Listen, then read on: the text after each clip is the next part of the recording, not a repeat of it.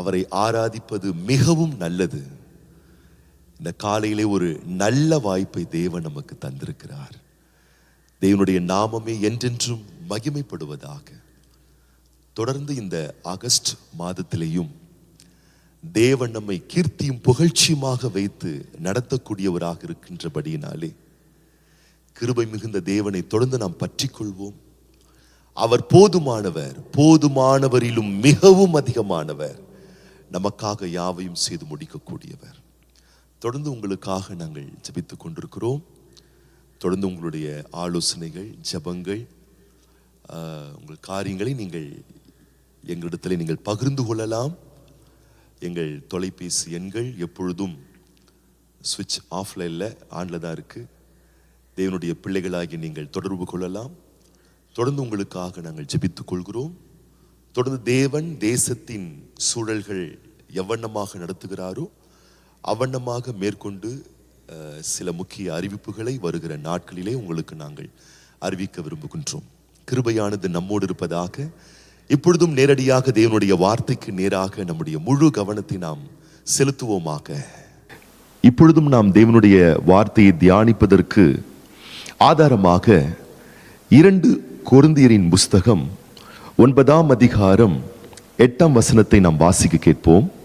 மேலும் நீங்கள் எல்லாவற்றிலும் எப்பொழுதும் சம்பூர்ணமுடையவர்களாயும் சகலவித நற்கிரியைகளிலும் பெருகுகிறவர்களாயும் இருக்கும்படியாக தேவன் உங்களிடத்தில் சகலவித கிருபையையும் பெருகச் செய்ய வல்லவராயிருக்கிறார். கர்த்தருடைய பரிசுத்த நாமத்திற்கு மகிமையும் கனமும் ஸ்தோத்திரங்களும் உண்டாவதாக. தொடர்ந்து நாம் செல்வம், பணம், பொருளாதார வளங்கள் சார்ந்த போதனைகளை நாம் கேட்டுக்கொண்டு வருகின்றோம், போதித்து கொண்டிருக்கின்றோம். இது ஒரு தொடர் போதனையாக இருந்து கொண்டிருக்கிறது. இதை குறித்து தேவ பிள்ளைகள் தெளிவு பெற வேண்டும் என இந்த ஏரியாவில், இந்த பார்ட்டில் தெளிவு பெற வேண்டும் என்பதற்காக ரொம்ப டீட்டெயிலாக நம்ம ஒவ்வொரு வாரமும் நாம் தியானித்து கொண்டு வருகின்றோம். இப்போ இன்னைக்கு என்ன பார்க்க போறோம்னா, தேவனாகிய கர்த்தர் நாம் நம்முடைய வாழ்வில் எவ்வளவு செழுமையுள்ளவர்களாக இருக்க வேண்டும் என்று அவர் விரும்புகிறார். ஆகவே தேவன் அருளக்கூடிய செல்வங்கள் அது தவறாய் இருக்குமா, அது நன்மையானது தானே, அது நல்லதா கெட்டதா, இதெல்லாம் நம்ம கொஞ்சம் டீட்டெயிலாக தேவ வார்த்தையின் ஆதாரத்தோடு நம்ம தியானித்து பார்க்க போகிறோம். நிச்சயமாகவே இது நம்முடைய நல்வாழ்வுக்கும் ஆவிக்குரிய வாழ்க்கைக்கும் பயனுள்ளதாக, பிரயோஜனம் உள்ளதாக அமைய போகின்றது. எது வேண்டாமோ, எது அவசியமில்லையோ, எது தீங்கானதோ, எது பொல்லாததோ அதை பேசுவதை தவிர்த்து, எது சரியில்லையோ, எது அவசியமில்லையோ அப்படிப்பட்டவைகளை கூட பேசுவதை தவிர்த்து, எது அவசியமானதோ, எது வாழ்வுக்கும் ஜீவியத்திற்கும் முக்கியமானதோ, அத்தியாவசியமானதோ அப்படிப்பட்டவைகளை பேசுவதும் தியானிப்பதும் மேலான ஒன்றாக காணப்படுகின்றது. நாம் வாசித்த வசனம் நம்முடைய தேவனை குறித்து எவ்வண்ணமாக சொல்லுகிறது என்றால், நம்முடைய தேவன் கிருபைகளை பெருக செய்கிறவர் அல்ல, சகலவித கிருபைகளையும் பெருக செய்கிறவராம். அப்போ தேவனாகிய கர்த்தர் நமது வாழ்வில் நம்முடைய நன்மைக்காக சகலவிதமான கிருபைகளை அவர் பெருக செய்கின்றாராம். ஏன் சகலவிதமான கிருபைகளை அவர் நமது வாழ்வில் பெருக செய்கிறாராம்? நாம் அனைவருமே சகலவற்றிலும் சம்பூர்ணம் உள்ளவர்களாக இருக்க வேண்டும் என்பதற்காகவே சகலவிதமான கிருபைகளை நம்முடைய தேவனாகிய கர்த்தர் பெருக செய்யக்கூடியவராக இருக்கின்றார். அப்போ ஜெபிப்பதற்கு ஒரு கிருபை வேணும் பாருங்களேன். அப்போ தேவன் ஒரு கிருபையை ஜெபிப்பதற்காக பெருக செய்யும் பொழுது நாம் ஜெப லைஃப் ரொம்ப நல்லா போக ஆரம்பிக்குது. அப்போ துதிக்கிறதுக்கு ஒரு கிருபை, பாட ஒரு கிருபை, ஆராதிக்க ஒரு கிருபை, கர்த்தருடைய நாம மகிமைக்காக சாட்சியா வாழ ஒரு கிருபை, பரிசுத்த ஜீவியம் செய்ய ஒரு கிருபை, இல்லைங்களா? அதே போல தேவனுக்காக ஊழியம் செய்ய ஒரு கிருபை. இது எல்லாமே ஆண்டவர் பெருக செய்யறாரு பாருங்களேன், பெருக செய்யறாரு. அதே போல நம்முடைய பிரயாணத்திலே ஒரு கிருபை, ஆரோக்கியத்திலே ஒரு கிருபை, நம்முடைய படிப்பிலே ஒரு கிருபை, பணம் சம்பாதிக்கவும் கிருபை, நல்ல செயல்கள் செய்வதற்கும் கிருபை. இப்படின்னு எல்லா ஏரியாவும் எல்லா பகுதிகளிலேயும் தேவன் செயல்படக்கூடியவராக இருக்கிறதுனால ஒரு தரமான விஷயங்களை மட்டும் பேசிட்டு மறு தரமானவைகளை நாம் விட்டு விடக்கூடாது. ஏன்னா தேவன் சில ஏரியாவில் இருக்கக்கூடிய கிருபையை மட்டும் பெருக செய்து சில ஏரியாவில் இருக்கக்கூடிய கிருபை அவர் பெருக செய்யாமல் இருக்கிறது கிடையாது. வேதம் தெளிவாக போதிக்கிறது, அவர் சகலவிதமான சகல வகையான சகலவித கிருபைகளையும் அவர் பெருக பண்ணுவதின் நோக்கம் என்ன? நீங்களும் நானும் வாழ்வின் சில பகுதிகளில் பூர்ணமடைந்து சில பகுதிகளில் பூர்ணமில்லாமல் வாழ்வதற்காக அல்ல, நாம் அனைவருமே வாழ்வின் ஜீவியத்தின் சம்பூர்ணம் சகல பகுதிகளிலேயும் சம்பூர்ணம் உள்ளவர்களாக இருக்க வேண்டும் என்று தேவன் விரும்புகிறார். ஸ்பெசிபிக்கா இந்த அதிகாரம், இந்த 2 கொரிந்தியர் 9ஆம் அதிகாரம் பணத்தை குறித்து அதிகமாய் பேசுகிறது. நீங்க ஃபுல்லா அப்புறமா வாசித்து பாருங்க. அப்ப நம்ம நற்கிரியைகளில் மட்டும் பெருகக்கூடியவர்கள் அல்ல, நம் நல்ல செயல்களில் மாத்திரம் பெருகக்கூடியவர்களாக இருந்துவிடக்கூடாது. நாம் செல்வத்திலும் செழுமையிலும் பணத்திலும் தான தர்மங்களிலும் கொடுக்கிற விஷயத்திலும் நாம் பெற்றுக்கொள்ளுகிற விஷயத்திலேயும் சம்பூர்ணம் உள்ளவர்களாக இருக்க வேண்டும் என்பது தேவ நோக்கமாக இருக்கிறது. தேவனதை நம்முடைய வாழ்வில் பெருக பண்ணக்கூடியவராக இருக்கிறார் என்று வசனம் தெளிவாக போதிக்கிறது என்பதை நாம் நன்றாக புரிந்து கொள்ள வேண்டும். அப்போ நாம் பெருகுவது, நாம் செழித்தோங்குவது, நாம் தலைத்திருப்பது, நாம் செல்வவான்களாய் வாழ்ந்திருப்பது என்பது ஏதோ ஒரு மனிதனுடைய கூற்றோ தத்துவமோ கிடையாது. உங்களையும் என்னையும் தாயின் கருவிலே இருக்கும் பொழுது பிரித்தெடுத்த, முன்குறித்து அடைத்து இன்னைக்கு வரைக்கும் அவருக்காக வாழும்படி நம்மை வேறு பிரித்தெடுத்த தேவாதி தேவனுடைய உன்னத நோக்கமாகவும் சித்தமாகவும் அது இருக்கிறது என்ற ஒரு தெளிவான புரிதல் நமக்கு இருக்கணும் பாருங்க. அப்போ தேவ பிள்ளைகள் புரிந்து கொள்ள வேணும், பணத்தை திருடுவது பாவமாகும், பணத்தை கொள்ளையடிப்பது பாவமாகும், பணத்தை பிறரிடத்திலிருந்து நயம் காட்டி அபகரிப்பது பாவமாகும். யார் ஏமாறுறாங்களோ அப்படிப்பட்டவங்க கிட்ட பிரெயின் வாஷ் பண்ணி அதை பணத்தை பிடுங்கி எடுப்பது குற்றமாகும், பாவமாகும். இதெல்லாம் பாவ செயல் பாருங்க பணத்தை சார்ந்த விஷயத்துல. ஆனா தேவன் தருகிற பலத்தை வச்சு, தேவன் தருகிற ஆற்றலை வைத்து, தேவன் தருகிற விசுவாசம் கிருபைகளை வைத்து, தேவன் அருளக்கூடிய பணம் செல்வம் போன்ற செல்வ செழுமைகளை நாம் பெற்று பரிபூர்ணம் உள்ளவர்களாக வாழ்வது என்பது ஒரு நல்ல விஷயமாக இருக்கிறது. அது ஒரு தவறான விஷயம் அல்ல. இதை இன்னும் தெளிவா நம்ம பார்க்கிறோம்னா, ஆவிக்குரிய தேவ மக்களுக்கு இந்த பொருளாதாரம் சார்ந்த விஷயத்துல பல சந்தேகங்கள், பல கேள்விகள். பாருங்க, 4 வாரம் பேசிக்கிட்டு இருக்கோம், இது 5வது வாரம் என்று நான் நினைக்கின்றேன். இந்த வாரத்தில் ஒரு அற்புதமான ஒரு சகோதரரை, ஒரு குடும்பத்தை சந்திச்சேன். அவங்க சொல்றாங்க பாருங்க, நாங்க ரட்சிக்கப்பட்டு 35 வருஷம் ஆகுது. அவங்க 35 வருஷமா அவர்கள் கேட்காத பிரசங்கங்கள் கிடையாது.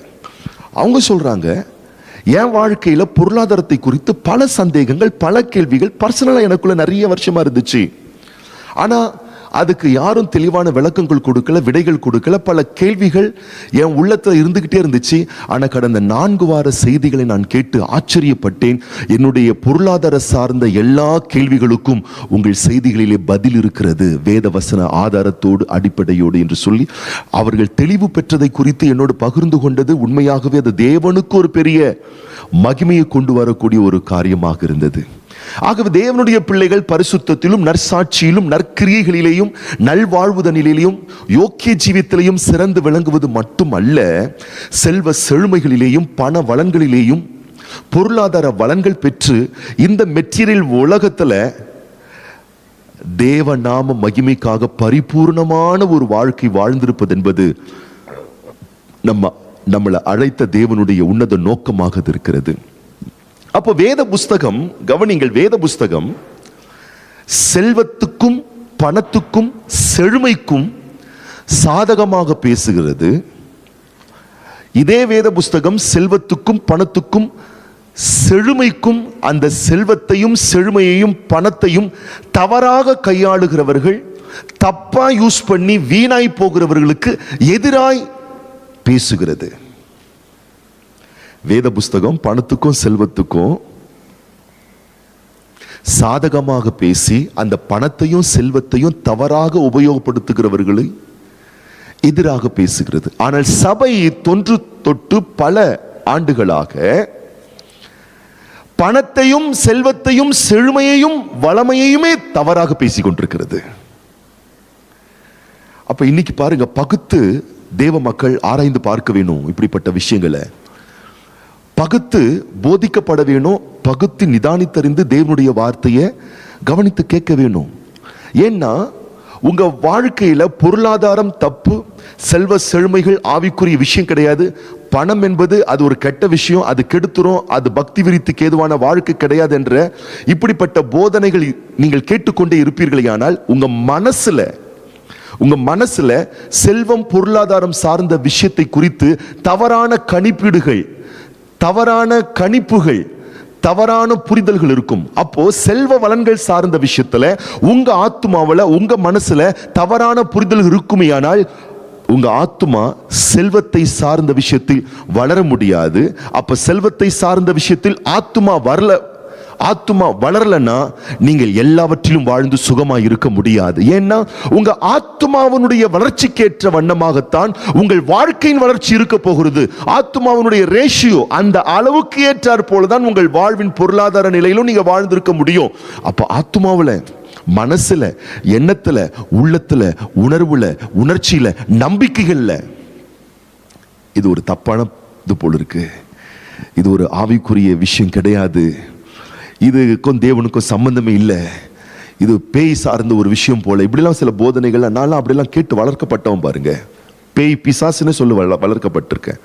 பொருளாதாரங்கள், செல்வங்கள், பணம் எல்லாம் பேய் பிசாசுன்னு லிட்ரலா அப்படியே எழுத்தின்படி அப்படியே பிரசங்கம் பண்ணதை நான் கேட்டு வளர்ந்துருக்கேன் பாருங்க. நான் ஒன்றும் மிகைப்படுத்தல, நான் சொல்லலை.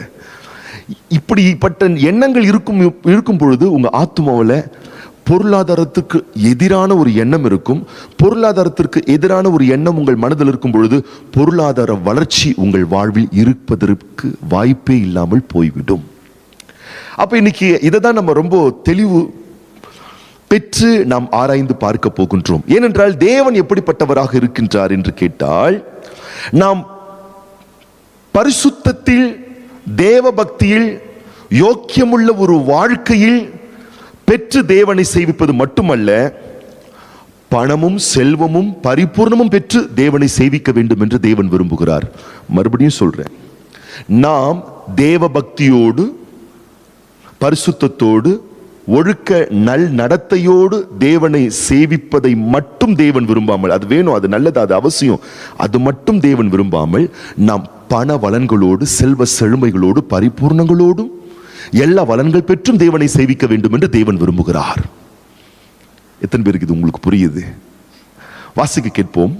உபாகமத்தின் புஸ்தகம் 28 அதிகாரம் 47 வசனத்தை நாம் வாசிக்க கேட்போம். சகலமும் பரிபூரணமாய் இருக்கையில் நீ மன மகிழ்ச்சியோடும் களிப்போடும் உன் தேவனாகிய கர்த்தரை சேவியாமல் போனது நிமித்தம். கர்த்தர் சொல்றாரு, கர்த்தரை சேவிக்க வேணும், தொழுது கொள்ள வேணும், பின்பற்ற வேணும், ஆராதிக்க வேணும், அவரை நாம் பற்றி கொள்ள வேணும். எப்படி இதுவரைக்கும் நமக்கு எல்லாம் எப்படிதான் சொல்லிக் கொடு, தேவ பக்தியோடு பற்றி கொள்ள வேணும், நம்பிக்கைகளோடு, விசுவாசத்தோடு, ஜபத்தோடு, பரிசுத்தத்தோடு, யோக்கியத்தோடு, உத்தமத்தோடு, எல்லாம் நல்ல விஷயங்க, அது அவசியங்க. அப்படி நம்ம பற்றிக்கொள்ள வேணும் என்பது அவசியமான ஒரு விஷயம். ஆனால் அப்படிப்பட்ட போதனைகளை மட்டுமே நம்ம கேட்டு வளர்ந்திருக்கோம். ஆனால் வேத புஸ்தகம் அதை மட்டும் அல்ல, நாம் சகல பரிபூர்ணத்தோடும் அவரை சேவிக்க வேண்டும் என்று தேவன் விரும்புகிறார். ஏன் அவர் சம்பூர்ணங்களை கொடுக்கிறார், அபரிமிதங்களை கொடுக்கிறார், ஏராளங்களை கொடுக்கிறார், பெருக்கங்களை கொடுக்கிறார், செல்வ வளன்களை கொடுக்கிறார். என்னை விட்டு நீ தூரமா போயிடணும், நீ நாசமா போயிடணும், நீ விளங்காம போயிடணும், அது அப்படிலாம் சொல்றாங்க இல்லைங்களா? பொருட்கள், செல்வ வளன்கள், இதெல்லாம் வந்தா நீ இதெல்லாம் நம்ம ஆராய்ந்து பார்க்க போறோம் பாருங்கள, நீ ஓடிடுவேன். கர்த்தர் சொல்ற, பொருட்கள் உனக்கு வேணும், நான் அதை கொடுக்குறேன், செல்வங்களை கொடுக்குறேன், வளமைகளை கொடுக்குறேன், கொழுமைகளை கொடுக்குறேன், நிறைவுகளை கொடுக்குறேன். இந்த மெட்டீரியல் வேர்ல்டுல உனக்கு ஒரு நன்மையும் குறையாத அளவுக்கு அத்தனை பிளெஸிங்ஸை நான் கொடுக்குறேன். ஏன்னா நீ என்னை சேவிப்பதற்காக. சந்தோஷமா நீ என்னை சேவிக்கணும், ஹாப்பியா நீ வொர்ஷிப் பண்ணணும், களி கூர்ந்து தேவனுடைய நாமத்தை நீ மகிமைப்படுத்தணும். பரிசுத்தத்தோடு மட்டுமல்ல, பரிபூர்ணத்தோடும் நீ என்னை சேவிக்க வேண்டும் என்பது தேவ விருப்பமாய் இருக்கிற என்பதை தேவ பிள்ளைகளை புரிந்து கொள்ளுங்கள். நீங்கள் செல்வ வளன்களோடு இருப்பீர்களே, ஆனால் அந்த செல்வ வளன்கள் எதற்காக? தேவனை சேவிப்பதற்காகத்தான். அதுதான் வசனம் சொல்லுகிறது. சகலமும் குறையே இல்லாம பரிபூர்ணமா இருக்கையில். அப்ப பரிபூர்ணமா வாழ்க்கையில நமக்கு எல்லா வளங்களும் நாம் பெற்றுக்கொள்வதின் நோக்கம் என்ன? தேவன் தருவதின் நோக்கம் என்ன? நாம் பெற்றுக்கொள்ள வேண்டியதின் அவசியம் என்ன? தேவனை சேவிப்பதற்காகத்தான், கர்த்தரை மகிமைப்படுத்துவதற்காகத்தான் இந்த வளன்களும் செழுமைகளும் அவசியமான ஒன்றாக இருக்கு பாருங்க. அப்ப கர்த்தருக்கு கீழ்ப்படுகிற ஒரு பிள்ளைகளை, கர்த்தருடைய சத்தத்துக்கு செவி கொடுக்கிற ஒரு பிள்ளைகளை, தேவனுக்காக வாழும்படிக்கு இந்த பூமியில மனு புத்திரர்களுக்கு முன்பதாக எல்லா மனுஷனுக்கு முன்னாடி கர்த்தரை நம்புற பிள்ளைங்களை அவர் ஏழ்மைத்தனத்திலேயோ அடிமைத்தனத்திலேயோ பற்றாக்குறையிலேயோ வருத்தத்திலேயோ ஒண்ணுமே கைக்கு வாய்க்கு எட்டாத அளவுக்கு ஒண்ணுமே இல்லாத அளவுக்கு ஒரு ட்ரையான சிச்சுவேஷன்ல தேவன் அவரை நம்புகிற பிள்ளைகளை வைக்க அவர் ஒரு நாளும் விரும்பவே இல்லை. ஒரு தேவ பிள்ளை தேவனுக்கு செவி கொடுக்கிற ஒரு தேவ பிள்ளையா இருப்பார்களே ஆனால், தேவனுக்கு கீழ்ப்படிந்து வாழுகிற ஒரு வாழ்க்கை தேர்வு செய்து கொள்வார்களே ஆனால், தேவனுக்காக இந்த பூமியிலே ஒரு சாட்சியான ஒரு வாழ்க்கை வாழ்வதற்கு அவர்கள் தீர்மானிப்பார்களே ஆனால், தேவன் அவர்களுக்காக வைத்திருக்கக்கூடிய வாழ்க்கை பரிபூர்ணமான ஒரு வாழ்க்கை. பாருங்க, அதே உபாகமத்தின் புஸ்தகம் 28 அதிகாரத்துல, என் வார்த்தைக்கு செவி கொடுக்கிற, என் கட்டளையை ஒபே பண்ற உன்னை நான் ஒன்னுல இருந்து அப்படி சொல்லிட்டு வர்றாரு. அப்படிப்பட்ட உன்னை நான் என்ன பண்ணுவேன்னா, பூமியில் உள்ள சகல ஜாதியிலும் நான் உன்னை மேன்மையை வைப்பேங்கிறாரு. பாருங்க, தேவனுக்கு கீழ்ப்படுகிற, தேவனை கனப்படுத்துகிற, தேவனை ஆராதிக்கிற, தேவனுக்கு செவி கொடுக்கிற பிள்ளைகளை தேவன் என்ன பண்றாருன்னா உச்சிதமான ஒரு இடத்துல வைக்கிறாரு. 10 பேர்ல நீங்க ஒருத்தரா இருக்க வேண்டும் என்று தேவனுடைய விருப்பம் கிடையாது. 100 பேர்ல ஒருத்தரா நீங்க இருப்பது கூட தேவன் விரும்பல. 1000த்துல ஒருத்தரா இருக்கிறது கூட தேவன் விரும்பலங்க. நீங்க இந்த உலகத்தில் இருக்கிற எல்லாரை விட தலை சிறந்தவர்களாய் தேவன் உங்களை மாற்ற விரும்புகிறார். அப்படிப்பட்ட வளப்பமான, செழுமையான, மேன்மையான, அந்தஸ்து மிகுந்த இடத்துல உங்களை வைக்க விரும்புகிறார். ஏன்னா நீங்கள் தேவனுக்கு செவி கொடுக்கிற பிள்ளைகளாக இருக்கிறபடினால. அது அவருடைய விருப்பமா இருக்கு. பாருங்க, சொல்றாரு, நீ அப்படி எனக்கு செவி கொடுக்கிறதுனால 3ஆம் வசனத்திலிருந்து சொல்றாரு. உபாகமம் 28:3 அவர் சொல்றாரு, நீ பட்டணத்தில் ஆசீர்வாதமா இருப்ப, நீ வெளியில ஆசீர்வாதமா இருப்ப. 4ல சொல்றாரு, உன் கர்ப்பத்தின் கனியும் உன் நிலத்தின் கனியும் உன் மாடுகளின் பெருக்கமும் உன் ஆடுகளின் மந்தைகளும் ஆகிய உன் மிருக ஜீவன்களின் பலனும் ஆசீர்வதிக்கப்பட்டிருக்கும். தொடர்ந்து சொல்லிட்டே போறாரு பாருங்க. உன் கூடையும் மாப்பி செய்கிற உன் தொட்டியும் ஆசீர்வதிக்கப்பட்டிருக்கும். நீ வருகையிலும் ஆசீர்வதிக்கப்பட்டிருப்பாய், நீ போகையிலும் ஆசீர்வதிக்கப்பட்டிருப்பாய். உனக்கு விரோதமாய் எழும்பும் உன் சத்துருக்களை கர்த்தர் உனக்கு முன்பாக முறிய அடிக்கப்படும் ஒப்பு கொடுப்பார்.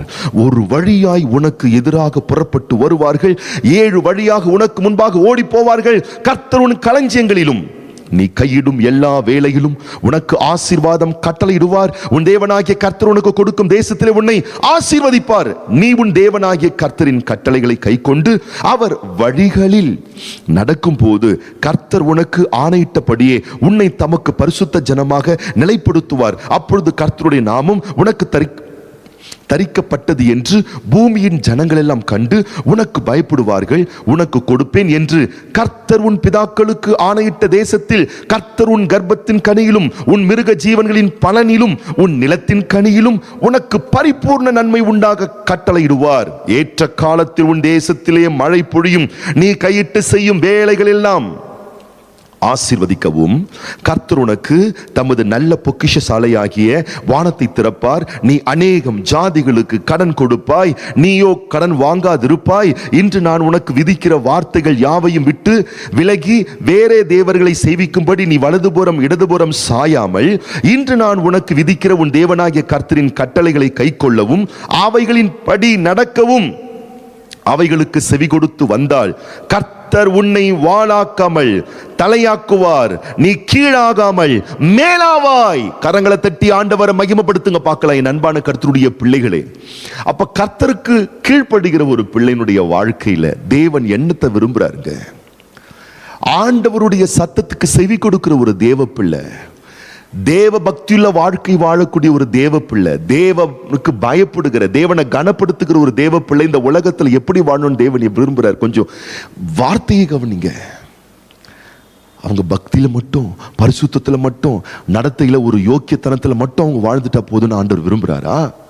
அதுவும் விரும்புறாரு தான், இல்லைன்னு நான் சொல்லல. அது மட்டுமல்ல, அவர்கள் போகையிலும் ஆசீர்வாதமா இருப்பார்கள், வருகையிலும் ஆசீர்வாதம். அவங்க டிராவல் பிளஸிங்ஸ், அவங்க ஹெல்த்தில் பிளெஸிங்ஸ், அவங்க பொருளாதாரத்தில் பிளெஸிங்ஸ், ஃபைனான்ஷியலில் பிளெஸிங்ஸ், கைட்டு செய்கிறதுல பிளெஸிங்ஸ், குடும்பத்தில் ஆசீர்வாதம், பிள்ளைகள் வாழ்வில் ஆசீர்வாதம், அவங்க இருக்கிற இடத்துல ஆசீர்வாதம், ஆசீர்வாதம் ஆசீர்வாதம் ஆசீர்வாதம் ஆசீர்வாதம்னு கர்த்தர் தம்மை சேவிக்கிற, தம்முடைய வார்த்தைக்கு கீழ்ப்படுகிற, தம்மை கனப்படுத்துகிற பிள்ளைகளுக்கு இந்த மெட்டீரியல் வேர்ல்டுல இவ்வளவு பெரிய மெட்டீரியல் பிளெஸிங்ஸ் வச்சிருக்காருங்க. இதெல்லாம் நம்ம விளங்கிக்காம புரிஞ்சிக்காம ஆண்டவருடைய நாமத்தை தொழுது கொள்ளக்கூடிய பிள்ளைகளுக்கு இப்படிப்பட்ட பிளெஸிங்ஸ் எல்லாம் அது கிடையாது என்பது போலலாம் சில போதனைகளை நம்பிக்கொண்டு இன்னைக்கு கர்த்தரை நம்பக்கூடிய பிள்ளைகளுடைய வாழ்க்கையிலே பற்றாக்குறைகளும் தரித்திரங்களும் ஏழ்மைத்தனங்களும் தாண்டவமாடுவதின் முகாந்திரம் என்னவென்றால், தேவன் இவ்வளவு பிளெஸிங்ஸையும் அவருடைய சத்தத்துக்கு செவி கொடுக்கிற பிள்ளைகளுக்கு வச்சிருக்கிறாருன்னு சொல்லி அவருடைய சத்தத்துக்கு செவி கொடுக்கக்கூடிய அநேக தேவ மக்களுக்கு தெரியாமல் இருக்கிறது. அது தெரியாமல் இருக்கிறது, அது புரியாமல் இருக்கிறது. பாருங்க, உங்க அக்கௌண்ட்ல எத்தனை லேக்ஸ் வேணா இருக்கட்டுமே, உங்க அக்கௌண்ட்ல யாரோ ஒருத்தர் உங்க மேல அன்பு வச்சு பாசம் வச்சு உங்க அக்கௌண்ட்ல அவங்க எவ்வளவு கேஷ் வேணா டிரான்ஸ்ஃபர் பண்ணட்டுமே, லேக்ஸோ க்ரோர்ஸ் கணக்கா டிரான்ஸ்ஃபர் பண்ணட்டுமே, ஆனா அது உங்க அக்கௌண்ட்ல இருக்கு, அது உங்களுக்குரியதுன்னு சொல்லி நீங்க உணராம, உங்களுக்கு அது தெரியாம நீங்க போயிட்டு அந்த கேஷை நீங்க வித்ரா பண்ணாம அதை நீங்க அனுபவிக்கவே முடியாது. பாருங்க, உங்க பேர்ல தான் இருக்கு, அது உங்களுக்காக தான் இருக்கு, யாரோ கொடுத்துருக்காங்க. ஆனாலும் அதை நீங்கள் அறியவில்லை என்றால் பயனில்லை. பாருங்க, எடுத்து நீங்க யூஸ் பண்ண முடியாது. பாருங்க, அப்போ கர்த்தருக்கு செவி கொடுக்கிற பிள்ளைகளுக்கு தேவன் பரிசுத்த வாழ்க்கை மட்டுமல்ல, பொருளாதார பலன்கள் கொண்ட பரிபூர்ணமான ஒரு வாழ்க்கையிலும் அவர்கள் வாழ வேண்டும் என்பது தேவ நோக்கமாக இருக்கின்றது. ஆகவேதான் ஆண்டவர் சொல்றாரு, ஏதோ நான் ஒரு பக்தியின் தேவன் மட்டும் நீ நினைச்சிராத, நான் பொருட்களின் தேவன், நான் செல்வங்களின் தேவன், நான் செழுமைகளின் தேவன் சொல்றாரு. பாருங்க, சத்தமா வாசிங்க. ஆகாய் தீர்க்கதரிசியின் புஸ்தகம் 2ஆம் அதிகாரம் 8ஆம் வசனத்தை வாசிக்க கேட்போம். வெள்ளியும் என்னுடையது, வெள்ளியும் என்னுடையது, பொன்னும் என்னுடையது என்று, பொன்னும் என்னுடையது என்று சேனைகளின் கர்த்தர் சொல்லுகிறார். சேனைகளின் கர்த்தர் சொல்லுகிறார். வசனத்தை கொஞ்சம் வாசித்து பாருங்க. கர்த்தர், நான் பரிசுத்தர் பரிசுத்தர்னு சொல்ற அதே கர்த்தர் தான் சொல்றாரு, என்கிட்ட பரிசுத்தம் மட்டும் இல்லப்பா, வெள்ளியும் என்கிட்ட இருக்கு, பொண்ணு என்கிட்ட இருக்கு, என்கிட்ட இருக்குன்றது மட்டுமல்ல, அது என்னுடையது என்று கர்த்தர் சொல்றார். ஆனா சபை இன்னைக்கு சொல்லிக்கிட்டு இருக்கு, வெள்ளியும் பொண்ணும் பிசாசுடையது, அது பேயினுடையது. ஆனா கர்த்தர் சொல்றாரு, என்னுடையது. ஏதோ நான் ஒரு தேவ பக்தியின் வாழ்க்கைக்கு மட்டும் நான் தேவன் அல்ல, பொருள் உலக வாழ்க்கைக்கும் நான் தேவனா இருக்கிறேன் என்று கர்த்தர் சொல்லுகிறார். மெட்டீரியல் பிளெஸிங்ஸ்க்கும் நான் தேவனா இருக்கிறேன், வெள்ளிக்கும் பொண்ணுக்கும் நான் தேவனா இருக்கிறேன். பக்திக்கும் பரிசுத்தத்துக்கும் மட்டும் நான் தேவன் அல்ல, வெள்ளிக்கும் பொண்ணுக்கும் பொருள் வளங்களுக்கும் நான் தேவனா இருக்கிறேன் என்று கர்த்தர் சொல்லுகிறார். அப்ப வார்த்தை நீங்க கவனிக்கணும், வசனத்தை நீங்க கவனிக்கணும். கர்த்தர் சொல்றாரு பாருங்க, நீதிமொழிகளின் புஸ்தகம் 8ஆம் அதிகாரம் 18ஆம் வசனத்தை வாசிக்க கேட்போம். ஐஸ்வர்யமும் கனமும் நிலையான பொருளும் நீதியும் என்னிடத்தில் உண்டு. அல்லேலூயா. சொல்ற எல்லாம் என்கிட்ட தான் இருக்கு. ஸ்பிரிச்சுவல் பிளெஸிங்ஸ், மெட்டீரியல் பிளெஸிங்ஸ்னு பிரிச்சு போட்டு வச்சுட்டு இருக்கோம்.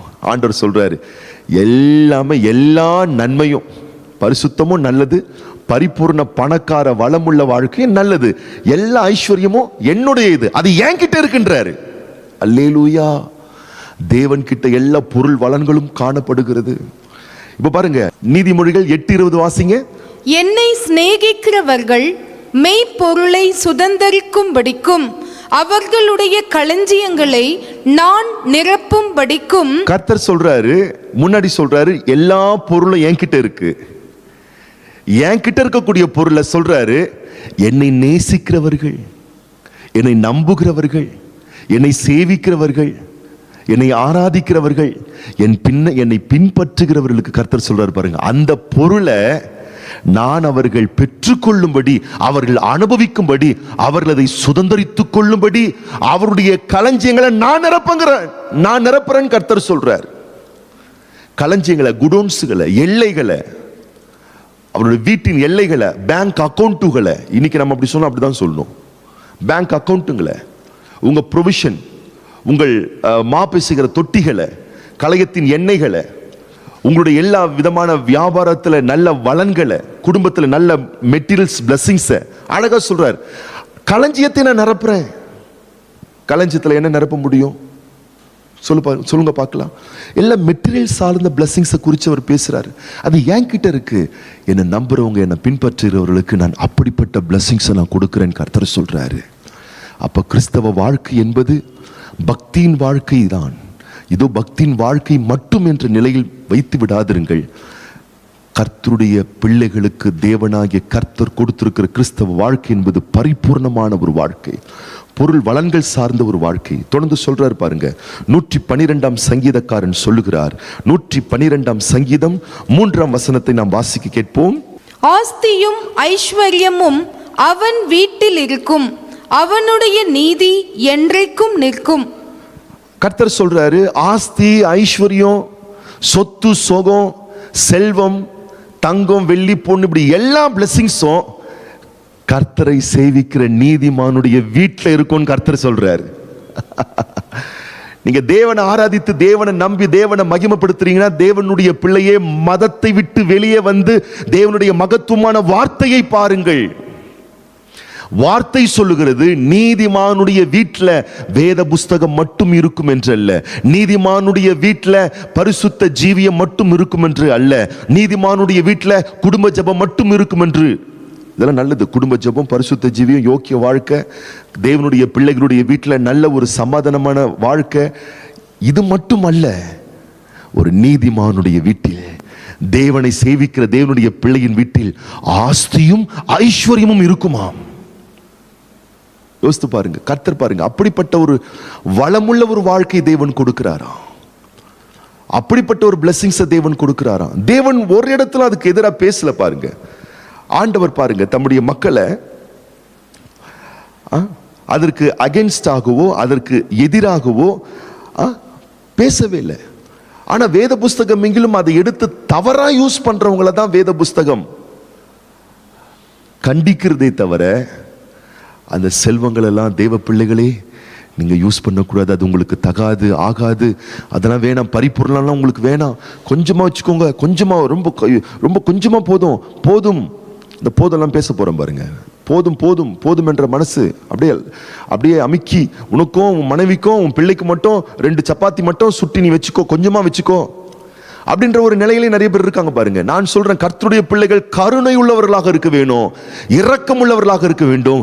நான் சொல்லுகிறேன், உங்கள் கருணையையும் இரக்கத்தையும் நீங்கள் திருப்தி செய்து கொள்ள வேண்டுமையானால், அதை மக்களுக்கு காண்பிக்க வேண்டுமையானால், அந்த கருணையை காண்பிக்க கூட உங்க கையில 4 காசு இருக்க வேண்டும் என்பதை புரிந்து கொள்ளுங்கள்.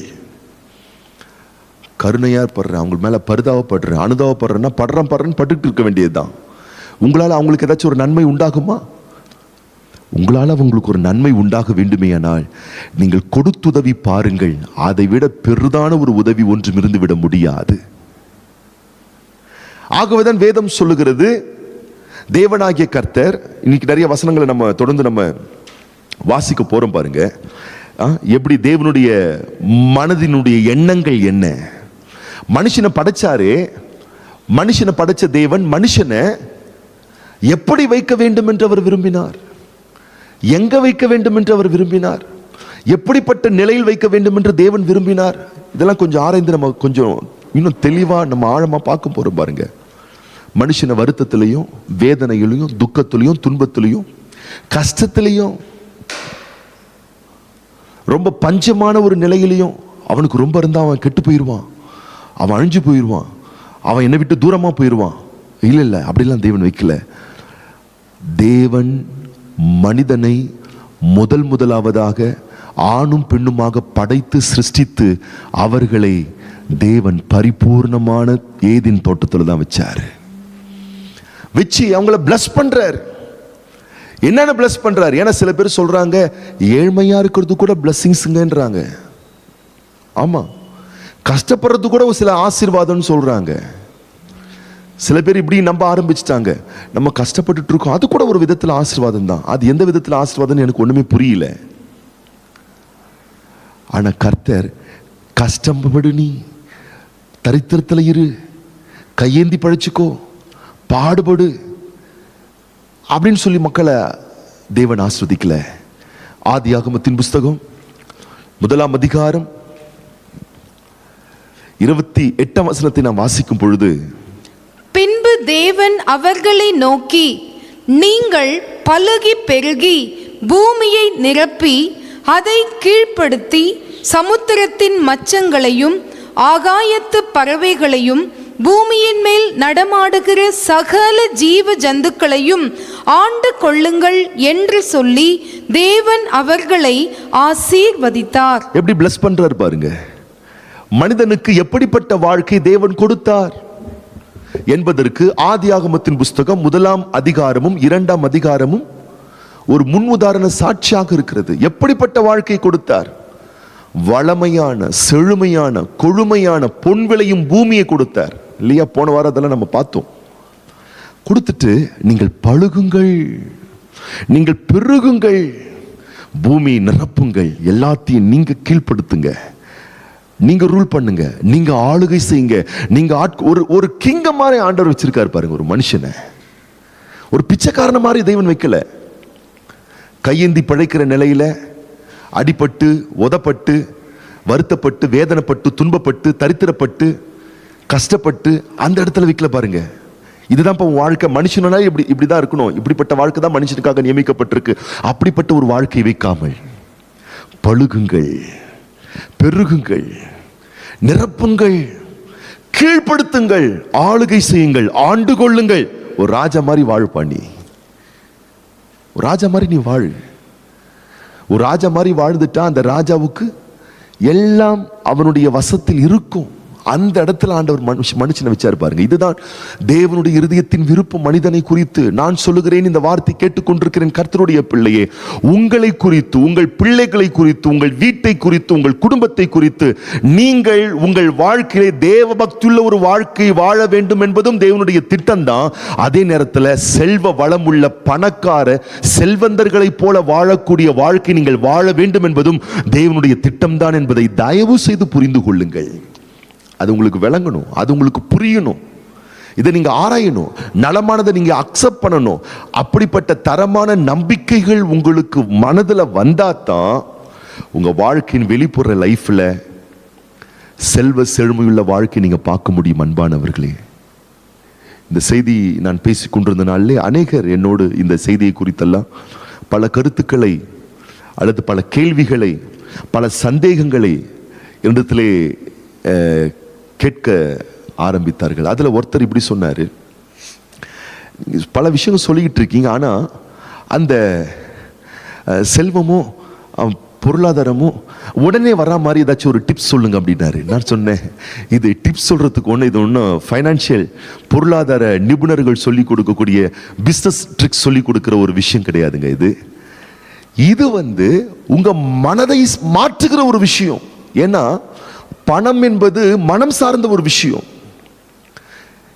இதுதான் அடிப்படை பாருங்க. ஏன்னா இந்த ஏரியாவை நீங்க கிளியர் பண்ணாம உங்க கையில எவ்வளவுதான் கோடி கோடியா கொட்டினாலும் சில மாசத்துல இருக்கும், அதுக்கப்புறம் எல்லாம் ட்ரை ஆயிரும். அதுக்கப்புறம் கையேந்தி பிழைக்கிற வாழ்க்கை தான் உங்க வாழ்க்கையாக இருக்கும். ஏன்னா மனசுல, புத்தியில, எண்ணத்துல பொருளாதாரம் சார்ந்த விஷயங்களை குறித்து தவறான நம்பிக்கைகள் அநேகருக்கு இருக்கிறது. சில பேர்லாம் பார்த்தீங்கன்னா இந்த பொருள் சார்ந்த சத்தியங்களை போதிக்கும் பொழுதே பண ஆசை பிடிச்சு பேசுறாங்க. இது தப்பான பிரசங்கன்ற மாதிரிலாம் சிலருக்கு இருக்கும் பாருங்க. இப்போ இது அவசியமா? இன்றைக்குள்ள சூழ்நிலைக்கு இந்த பொருள் சார்ந்த விஷயங்கள் அவசியமான்ற மாதிரிலாம் நிறைய பேர் சொல்லுவாங்க. ஆனால் கடைசியில் பார்த்தீங்கன்னா திங்களிலிருந்து சனிக்கிழமை வரைக்கும் இந்த பணத்துக்காக தான் அலைஞ்சிக்கிட்டு இருப்பாங்க, இந்த காசுக்காக தான் அலைஞ்சிக்கிட்டு இருப்பாங்க. இந்த காசு இல்லாததான் அவங்களுடைய வாழ்க்கையில மிகப்பெரிய ஒரு இடரலாகவும் மிகப்பெரிய ஒரு வழி நிறைந்த ஒரு காரியமாகவும் இருந்து கொண்டிருக்கும் பாருங்க.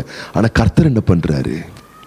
நீங்கள் அனுபவிப்பதற்கு சகல விதமான நன்மைகளையும் சம்பூர்ணமா கொடுக்கிறார். ஏன்னா இந்த பூமியில, இந்த உலகத்துல ஒரு நிம்மதியான வாழ்க்கை வாழ்றதுக்கு இது ரொம்ப உங்களுக்கு உதவியா இருக்கும் பாருங்க. உங்க வாழ்க்கையில சில விஷயங்களை நீங்க ரொம்ப லகுவா செய்யறதுக்கு, சில விஷயங்களை நீங்க பெற்றுக்கொள்வதற்கு, சில காரியங்களை நீங்க முடிப்பதற்கு செல்வமும் பொருளாதாரமும் உங்களுக்கு ரொம்ப உதவி செய்யக்கூடிய ஒன்றாக அமைந்து விடுகிறது பாருங்க. அப்ப கர்த்தர் அதுக்கு ஹெல்ப் பண்றாரு, கர்த்தர் சகாயம் பண்றாரு. ஆகவேதான் மனிதனை குறித்த அவருடைய நோக்கம், அவன் பரிசுத்தமுள்ளவனாக மட்டுமல்ல, அவன் பண செல்வமுள்ள செழுமையான பழுகுதல், பெருகுதல், ஆளுகை செய்தல், நிரம்பி வழிதல் போன்ற பரிபூர்ண சம்பூர்ணம் உள்ள ஒரு வாழ்க்கை வாழ வேண்டும் என்பதும் தேவனுடைய நோக்கமா இருக்கு பாருங்க. அதுக்கப்புறம் நமக்கு தெரியும், மனுஷன் விழுந்து போனா, கீழ்ப்படியாமைக்குள்ள போனா, நோவாவின் மூலமாக நோவாவின் சம்பவம் நமக்கு தெரியும். ஜல பிரளயம் வந்து அழிஞ்சு போனது இல்லையா? தண்ணீரின் நிமித்தமாக பூமி உலகமே அழிக்கப்பட்டது. இப்ப இந்த பூமியில 8 பேர் தான் இருக்கிறாங்க. இப்ப ஆண்டவர் என்ன பண்ணிருக்கலாம், 8 பேர் இருக்கீங்கப்பா, ஒழுங்கா நடந்துக்குங்க. ஏன்னா ஏற்கனவே எல்லா பிள்ளைங்க, எல்லா பசங்களுக்கும் நான் வந்து பரிபூர்ணத்தை கொடுத்து எல்லாம் கெட்டு போயிட்டானுங்க, விழுந்து போயிட்டானுங்க, உலகத்தை அழிச்சு போட்டுட்டேன். ஆகவே உங்களுக்கு வந்து இந்த பெருக்கம், செழுமைகள், வளமைகள், விருத்தி அடைதல் இதெல்லாம் உங்களுக்கு கிடையாது. நீங்கெல்லாம் அன்னாடம் காட்சி போலதான் வாழணும். ஏன்னா இந்த உலகமே பாருங்க இப்ப ட்ரை ஆயிடுச்சு, எல்லாம் அழிக்கப்பட்டிருக்கு. அதனால நீங்க இப்படியே தான் ட்ரையா வாழணும்ன்ற மாதிரி ஆண்டவர் அவங்களை வைக்காம பிளஸ் பண்றாரு. நோவாவின் குடும்பத்தை பாருங்க. மறுபடியும் ஆண்டவருடைய நோக்கம் மனிதனு குறித்து எப்படியாக இருக்கிறது வாசிக்க கேட்போம். ஆதியாகமத்தின் புஸ்தகம் 9ஆம் அதிகாரம் 7ஆம் வசனத்தை வாசிக்க கேட்போம். நீங்கள் பலுகி பெருகி பூமியிலே திரளாய் வர்த்தித்து விருத்தியாகுங்கள் என்றார். மறுபடியும் பாருங்க தேவனுடைய நோக்கம், நீங்க பழுகணும், நீங்க பெருகணும், நீங்க நிரம்பணும், நீங்க விருத்தி அடையணும். வளர்ச்சியை தான் தேவன் விரும்புகிறார், விருத்தியை தான் தேவன் விரும்புகிறார், பழுகுதலை தான் தேவன் விரும்புகிறார், பெருகுதலை தான் தேவன் விரும்புகிறார். யோசித்து பாருங்க. இப்படி சொல்லிதான் தேவன் மக்களை பிளஸ் பண்றார்.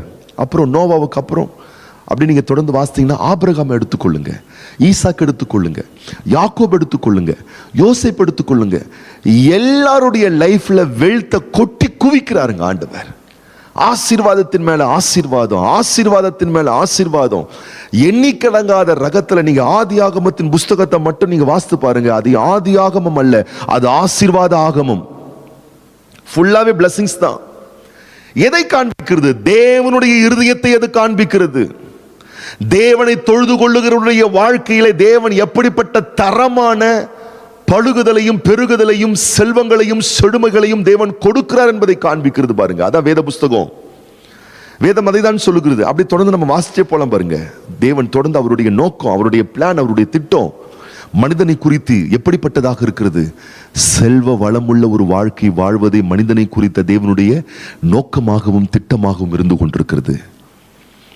அப்புறம் யாத்திராகமத்தில் நம்ம வாசிக்கிறோம், இஸ்ரவேல் மக்கள் ஒடுக்கப்படுறாங்க, கஷ்டப்படுறாங்க, சித்திரவாதைக்குட்படுறாங்க. இப்போ ஆண்டவர் பார்க்குறாரு, ஏழ்மைத்தனத்தில் இருக்கிறாங்க, அடிமைத்தனத்தில் இருக்கிறாங்க, வருத்தத்தில் இருக்கிறாங்க, வேதனையில் இருக்கிறாங்க. என்ன பண்ணும்? பேசாம அந்த மக்கள்லாம் பாருங்க, அந்த மக்கள்லாம் ஆண்டவரே எங்களுக்கு செழுமையை தாரும், வளமையை தாரும், எங்களை ஆசீர்வதி, இதெல்லாம் கேட்கல. அடிக்கிறான். எகிப்தின் இராணுவத்தின் இருக்கக்கூடிய போர் சேவகர்கள் எங்களை சித்திரவதைப்படுத்துறாங்க. எங்களை வெளியே விட்டுருங்க ஆண்டவரே, விடுதலையை தாருங்க ஆண்டவரே தான் கேட்கிறாங்க. ஆனா கர்த்தர் என்ன சொல்றாரு? விடுதலை மட்டும் சொல்லல. ஆண்டவர் என்ன சொல்றாரு? வாசிக்க கேட்போம். யாத்திராகமத்தின் புஸ்தகம் 3ஆம் அதிகாரம் 8ஆம் வசனத்தை நாம் வாசிக்க கேட்போம். அவர்களை எகிப்தியரின் கைக்கு விடுதலையாக்கவும் அவர்களை அந்த தேசத்தில் இருந்து நீக்கி கானானியரும் ஏத்தியரும் எமோரியரும் பெரிசியரும் ஏவியரும் எபூசியரும் இருக்கிற இடமாகிய பாலும் தேனும் ஓடுகிற நலமும் விசாலமுமான தேசத்தில் கொண்டு போய் சேர்க்கவும் இறங்கினேன். ஆண்டவர் சொல்றாரு, உனக்கு என்ன விடுதலை வேணுமா? பாருங்க, அவங்க என்ன கேட்குறாங்க? பெருமூச்சு விடுறாங்க. சித்திரவாதை அனுபவிக்கிறோம், பாடுபடுறோம், எங்களுக்கு ஒரு விடுதலை கிடைக்காதா? ஆண்டவர் சொல்றாரு, நான் விடுதலை தரேன். ஆனா விடுதலை மட்டுமல்ல சொல்றாரு, எகிப்தின் கைக்கு நான் விடுதலை ஆக்குறேன். உன்னை கஷ்டப்படுத்துறான்ல, அங்கிருந்து நான் வெளியே ரிலீஸ் பண்ணி கொண்டு வரேன். ஆனா விடுதலை மட்டும் நான் கொடுக்கிற தேவன் அல்ல. அதான் நான் சொல்றேன், பாவத்திலிருந்து சாபத்திலிருந்து உங்க வாழ்க்கையில் இருக்கக்கூடிய பிரச்சனையிலிருந்து தேவன் உங்களை விடுதலையாக்கக்கூடிய தேவன் மட்டுமல்ல, விடுதலையாக்கி உங்களை செழிக்க பண்ணுகிற தேவன், பழுக பண்ணுகிற தேவன், விருத்தி அடைய பண்ணுகிற தேவன், செல்வ சீமான்களை உங்களை மாற பண்ணுகிற தேவன், நாம் ஆராதிக்கிற தேவன். வசனம் சொல்லுகிறது, விடுதலை மட்டும் ஆக்கல, அவங்கள எகிப்தின் கையிலிருந்து நான் உங்களை விடுதலை ஆக்கி சொல்றாரு பாருங்க. அன்னைக்கு உலகத்திலே பெரிய பணக்கார நாடு எதுனா கானான் தேசம். பெரிய பெரிய செல்வந்தர்கள், ராஜாக்கள், அரசாட்சி செய்யக்கூடியவர்கள் வாழ்ந்த ஒரு இடம், ரொம்ப அற்புதமான ஒரு இடம் எதுன்னு கேட்டீங்கன்னா, கானானியர், ஏத்தியர், எமோரியர், பெரிசியர், ஏவியர், எபூசியர் இருக்கிற இடம் தான் அன்னைக்கு உலகத்திலேயே செல்வ நாடு, செழுமையான நாடு, வளமையான நாடு. கர்த்தர் சொல்றாரு, அப்படிப்பட்ட இடம், அப்படிப்பட்ட பாலும் தேனும் ஓடுற நலமும் விசாலமான தேசத்துல கொண்டு போய் சேர்க்க நான் இறங்கி இருக்கிறேன். அப்படிப்பட்ட ஒரு வெல்த்தியான இடத்துல கொண்டு போய் நான் உன்னை விடுறேன்றார். இந்த மக்கள் எங்கேயாச்சும் ஆண்டவர்கிட்ட கேட்டாங்களா? யோசித்து பாருங்க. ஆண்டவர் எங்களை நல்ல இடத்துல கொண்டு போய் விடுங்க கேட்டாங்களா? இல்ல. இப்ப நம்ம தொடர்ந்து நம்ம பார்த்துட்டு வருமே, ஆதாமோ அல்லது நோவாவோ அல்லது ஆபிரகாமோ ஈசாக்கோ யாக்கோபோ அல்லது யோசேப்போ, இல்லை இந்த இஸ்ரவேல் மக்கள் அடிமைத்தனப்பட்டவங்க யாராச்சும் பாலும் தேனும் ஓடுற தேசத்தை உங்களுக்கு கொடுங்க, செல்வத்தை கொடுங்க, செழுமையை கொடுங்க, எங்களை பெருக பண்ணுங்க, எங்களை விருத்தி அடைய பண்ணுங்க, யாராச்சும் கேட்டாங்களா? கொஞ்சம் யோசித்து பாருங்க. இவங்க யாருமே ஆண்டவர்கிட்ட எங்களை செல்வத்தை தாங்க, பெருக பண்ணுங்கலாம் கேட்கவே இல்லைங்க. ஆண்டவருடைய நோக்கம், ஆண்டவருடைய இருதயம், ஆண்டவருடைய மனசு, அவரை நம்புற பிள்ளைங்க நல்லா இருக்கணும், அவரை நம்புற பிள்ளைங்க செல்வம் உள்ள வாழ்க்கை வாழணும் என்பது அவருடைய விருப்பமா இருந்து அவர் தான் பெருக பண்றாரு, அவர் தான் செழிக்க பண்றாரு, அவர் தான் பெஸ்டான இடத்தை கொடுக்கிறாரு, அவர் தான் செல்வ வளமுள்ள ஒரு வாழ்க்கை கொடுக்கிறார். நன்றாய் புரிந்து கொள்ளுங்கள், நீங்கள் செல்வ வளமுள்ள வாழ்க்கை வாழ வேண்டும் என்பது உங்களையும் என்னையும் அழைத்த தேவனுடைய திட்டமாக இருக்கிறது. பாருங்க, கர்த்தர் சொல்றாரு, அப்படிப்பட்ட தேசத்துல கொண்டு போய் நான் விடுறேன். இன்னைக்கெல்லாம் பார்த்தீங்கன்னா அநேக வாலிபருடைய கனவுகள் என்னன்னு கேட்டீங்கன்னா, ஃபாரின்ல போய் செட்டில் ஆகணும். அநேக வாலிபர்களை நான் கேட்கும்போது, ஸ்டடிக்காக நான் ஃபாரின் போகணுன்றாங்க. ஸ்டடி விஷயங்கள்ல மேற்கத்திய நாட்டில் போய் நான் படிக்கணும், மேரேஜ் ஃபாரின் போய் மேரேஜ் ஃபாரின்ல போய் பண்ணிக்கணும், பிஸ்னஸ். இன்னைக்கு நிறைய பிள்ளைங்கள் பார்த்தீங்கன்னா அமெரிக்கா, இங்கிலாந்து, ஆஸ்திரேலியா போன்ற பெரிய பெரிய தேசத்தில் போயிட்டு செட்டில் ஆகணும், அதுதான் அவருடைய லட்சியமா இருக்கு. ஏன்னா அந்த தேசம் பாருங்க, இன்னைக்கு இருக்கக்கூடிய இந்த வேர்ல்டு சிஸ்டம்ல ரொம்ப நல்ல ஒரு வளமையான ஒரு நாடா இருக்கு பாருங்க, செழுமையான ஒரு நாடா இருக்கு பாருங்க. அநேகருடைய பகல் கனவு என்னன்னா, ஃபாரின்ல போய் செட்டில் ஆகணும், ஒரு கிரீன் கார்டு ஹோல்டரை நான் மாறணும்ன்றது அநேகருடைய பகல் கனவு, அநேகருடைய கனவு. ஆனா கர்த்தர் சொல்றாரு, நீ கனவு காணாத தேசத்தை நான் உனக்கு கொடுக்கிறேன், நீ கற்பனை பண்ணாத வளங்களை நான் உனக்கு கொடுக்கிறேன். இஸ்ரேல் மக்கள் அடிமைத்தனப்பட்டிருந்த அந்த நாட்களில் இன்னைக்கு எப்படி அமெரிக்காவும் பெரிய பெரிய செல்வந்தர்கள் வாழக்கூடிய தேசமும் இன்னைக்கு எப்படி மக்கள் அங்க போய் செட்டில் ஆக விரும்புறாங்களோ, அது மாதிரி கர்த்தர் சொல்றாரு, கானானியர்கள், எபூசியர்கள் வாழ்ந்த நாடெல்லாம் அன்னைக்கு அப்படிப்பட்ட செல்வ செழுமுள்ள நாடுகள், நான் அந்த தேசத்தை நான் உனக்கு கொடுக்கிறேங்கிறாரு. யோசித்து பாருங்க, தேவனுடைய இருதயத்தின் விருப்பம். எல்லாம் அவருடைய நம்புற சேவிக்கிற பிள்ளைங்களுக்கு எல்லாருக்கும் அவர் வளமையுள்ள ஒரு வாழ்க்கையை தான் கொடுக்கிறார் பாருங்க. தொடர்ந்து நம்ம வாசிக்க கேட்போம். உபாகமத்தின் புஸ்தகம் 8ஆம் அதிகாரம் 7ஆம் வசனத்திலிருந்து 13ஆம் வசனம் வரைக்கும் நாம் வாசிக்க கேட்போம். உன் தேவனாகிய கர்த்தர் உன்னை நல்ல தேசத்திலே பிரவேசிக்க பண்ணுகிறார். அது பள்ளத்தாக்குகளிலும் மலைகளிலும் இருந்து புறப்படுகிற ஆறுகளும் ஊற்றுகளும் ஏரிகளும் உள்ள தேசம். அது கோதுமையும் வார்கோதுமையும் திராட்சை செடிகளும் அத்தி மரங்களும் மாதுளம் செடிகளும் உள்ள தேசம். அது ஒலிவ மரங்களும் எண்ணெயும் தேனும் உள்ள தேசம். அது தாழ்ச்சி இல்லாமல் அப்பம் புசிக்கத்தக்கதும் ஒன்றும் உனக்கு குறைவுபடாததுமான தேசம். அது கல்லுகள் இரும்பாய் இருக்கிறதும் செம்பு வெட்டி எடுக்கத்தக்க மலைகள் உள்ளதுமான தேசம். ஆகையால் நீ புசித்து திருப்தி அடைந்திருக்கையில் உன் தேவனாகிய கர்த்தர் உனக்கு கொடுத்த அந்த நல்ல தேசத்துக்காக அவரை ஸ்தோத்தரிக்க கடவாய். உன் தேவனாகிய கர்த்தரை மறவாதபடிக்கும் நான் இன்று உனக்கு விதிக்கிற அவருடைய கற்பனைகளையும் நியாயங்களையும் கட்டளைகளையும் கை கொள்ளாமல் போகாதபடிக்கும் எச்சரிக்கையாயிரு. நீ புசித்து திருப்தியாகி நல்ல வீடுகளை கட்டி அவைகளில் குடியிருக்கும் போதும் உன் ஆடு மாடுகள் திரட்சியாகி உனக்கு வெள்ளியும் பொன்னும் பெருகி உனக்கு உண்டானவை எல்லாம் வர்த்திக்கும் போதும். ஆண்டவர் சொல்றாரு, ஜாக்கிரதை, பணமே உனக்கு கூடாது. எச்சரிக்கை, செல்வமே உனக்கு கூடாது.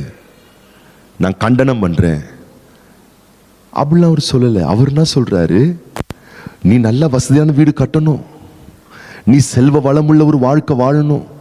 ஏன்னா நான் உனக்கு கொடுக்கக்கூடிய தேசம் அவ்வளவு செழிப்பான ஒரு தேசம். அவ்வளவு வர்ணிச்சு சொல்றாரு பாருங்க ஆண்டவர். இதெல்லாம் நான் உனக்கு கொடுக்க போறேன். ஆனா அவர் என்ன சொல்றாருன்னா, உனக்கு வீடு வேணான்னு சொல்லல, உனக்கு செல்வம் வேணான்னு சொல்லல, இதெல்லாம் இருக்கிறதுனால நீ என்ன மறந்துடாதுன்னு சொல்றாரு. இதெல்லாம் இருக்கிறதுனால நீ என்ன நம்பாம அதையே பிடிச்சிக்காதங்கிறாரு. அப்ப கர்த்தர் என்ன சொல்ல வர்றாருன்னா, உனக்கு செல்வ வளம் உள்ள வாழ்க்கை வேணும், நானும் உனக்கு வேணுங்கிறாரு. இதுதாங்க கிறிஸ்தவ வாழ்க்கை. ஏன்னா நம்ம ஆட்கள் எப்படி இருக்காங்கன்னா, வெச்சா குடுமி சரச்சா முட்டை.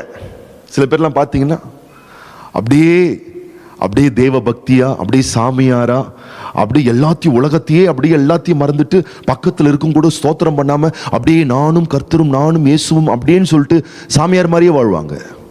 வச்சா குடுமி, சரச்சா மொட்டை, அவ்வளவுதான். பக்தியும் கிடையாது, விசுவாசமும் கிடையாது, பரிசுத்தமும் கிடையாது, யோக்கிய ஜீவியமும் கிடையாது. மனம் போன போக்கில் அசுத்தமா கேவலமா ஒரு வாழ்ற ஒரு வாழ்க்கை. இப்படியும் கிடையாது, அப்படியும் கிடையாது. அவள் அப்படியே ஒஸ்டா போயிடுறது, அப்படியே பின்மாற்றத்துக்குள்ள போயிடுறது. கிடையாது கிடையாது கிடையாது.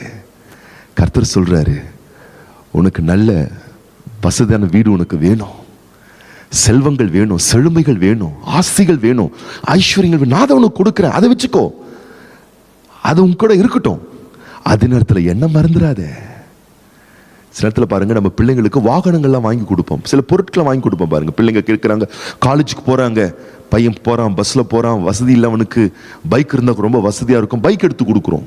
ஒரு 1 லட்ச ரூபாய் 2 லட்ச ரூபாய் மதிப்புள்ள ஒரு பைக் எடுத்து கொடுக்குறோம். எடுத்து கொடுக்கும்போது சும்மா எடுத்து கொடுத்துறோம், ராஜா போய் ஓட்டுன்னு சொல்றோமா? சில விதிகளை சொல்லி கொடுப்போம்.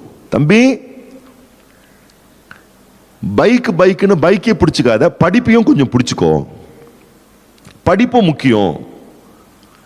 பைக்ல டிராவல் பண்ணும்போது கொஞ்சம் கேர்ஃபுல்லா போ, சிக்னல் பார்த்து போ. பைக்ல உட்கார்ந்த உடனே உனக்கு ஒரு ஹீரோயிசம் வந்துடும். ஹீரோயிசம் வந்த உடனே வீரத்தனமா வெறித்தனமா ஓட்டி கை காலை உடைச்சிக்காத, கேர்ஃபுல்லா இரு. என்ன சொல்றோம்? பைக்கையும் கொடுத்து என்ன சொல்றோம்?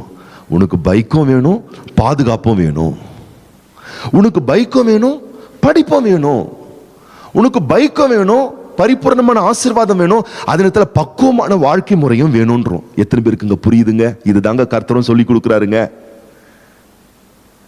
இன்னைக்கு சபை, கிறிஸ்தவ மதம் என்ன சொல்லி கொடுத்துருச்சுன்னு கேட்டீங்கன்னா, ஆஸ்தியே கூடாது, செல்வமே கூடாது, ஐஸ்வர்யமே கூடாது, அது மோசம்ன்ற மாதிரி சொல்லி கொடுத்துருச்சு. இல்ல, கர்த்தர் சொல்றாரு, உனக்கு வேணும் நல்ல வசதியான பெரிய வீடுகள் வேணும், நீ அதை கட்டுவ, நான் கட்ட வைப்பேன், நான் உனக்கு அந்த பிளெஸிங்ஸை கொடுப்பேன், நீ நல்ல ஒரு செல்வம் உள்ள ஒரு வாழ்க்கை நீ வாழணும், நீ வாழ்ந்திருப்ப. எவ்வளவு அழகா சொல்றாரு பாருங்க. நீ புசிக்கணும், நீ திருப்தி அடைந்திருக்கணும். எவ்வளவு அழகா ஆண்டவர் விரும்புறாரு பாருங்களேன். ஏதோ ஊர்க்கா மாதிரி தொட்டுக்கிட்டு வயிற்று கூட பத்தாத அளவுக்கு நீ இருக்கணும்னு சொல்ல, நீ நல்லா புசிக்கணும், திருப்தியா புசிக்கணும், செழுமையா நீ நல்லா சாப்பிடு, நீ நல்லா உடுத்து, நீ நல்ல வசதியான வீட்டில் வாழு, நல்லா இரான. அதே நேரத்தில் யோக்கியமா வாழு, பரிசுத்தமா வாழு, உத்தமமா வாழு. அதே நேரத்தில் கர்த்தரை மறந்துடாம வாழு. அதே நேரத்தில் ஆலயத்தை மறந்துடாத, ஆண்டவரை மறந்துடாத. எவ்வளவு அற்புதமான தெய்வன் பாருங்க, எவ்வளவு அழகா சொல்லி கொடுக்குறாரு. இதை மட்டும் பிடிச்சிக்கோ, அதை விட்டுரு, இல்லைன்னா அதை மட்டும் பிடிச்சிக்கோ, இதை மட்டும் விட்டுரு. கிடையாது, பேலன்ஸ் பண்ணுங்கிறாரு.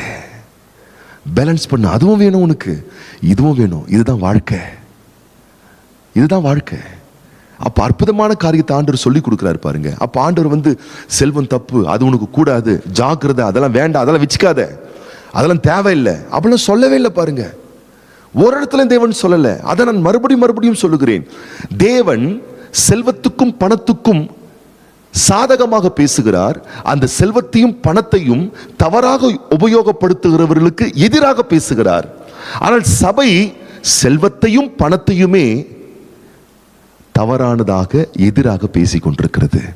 இன்னைக்கு தேவ பிள்ளைகள் வேத வார்த்தையின் ஆதாரத்தோடு ஆராய்ந்து பார்க்க வேண்டும்.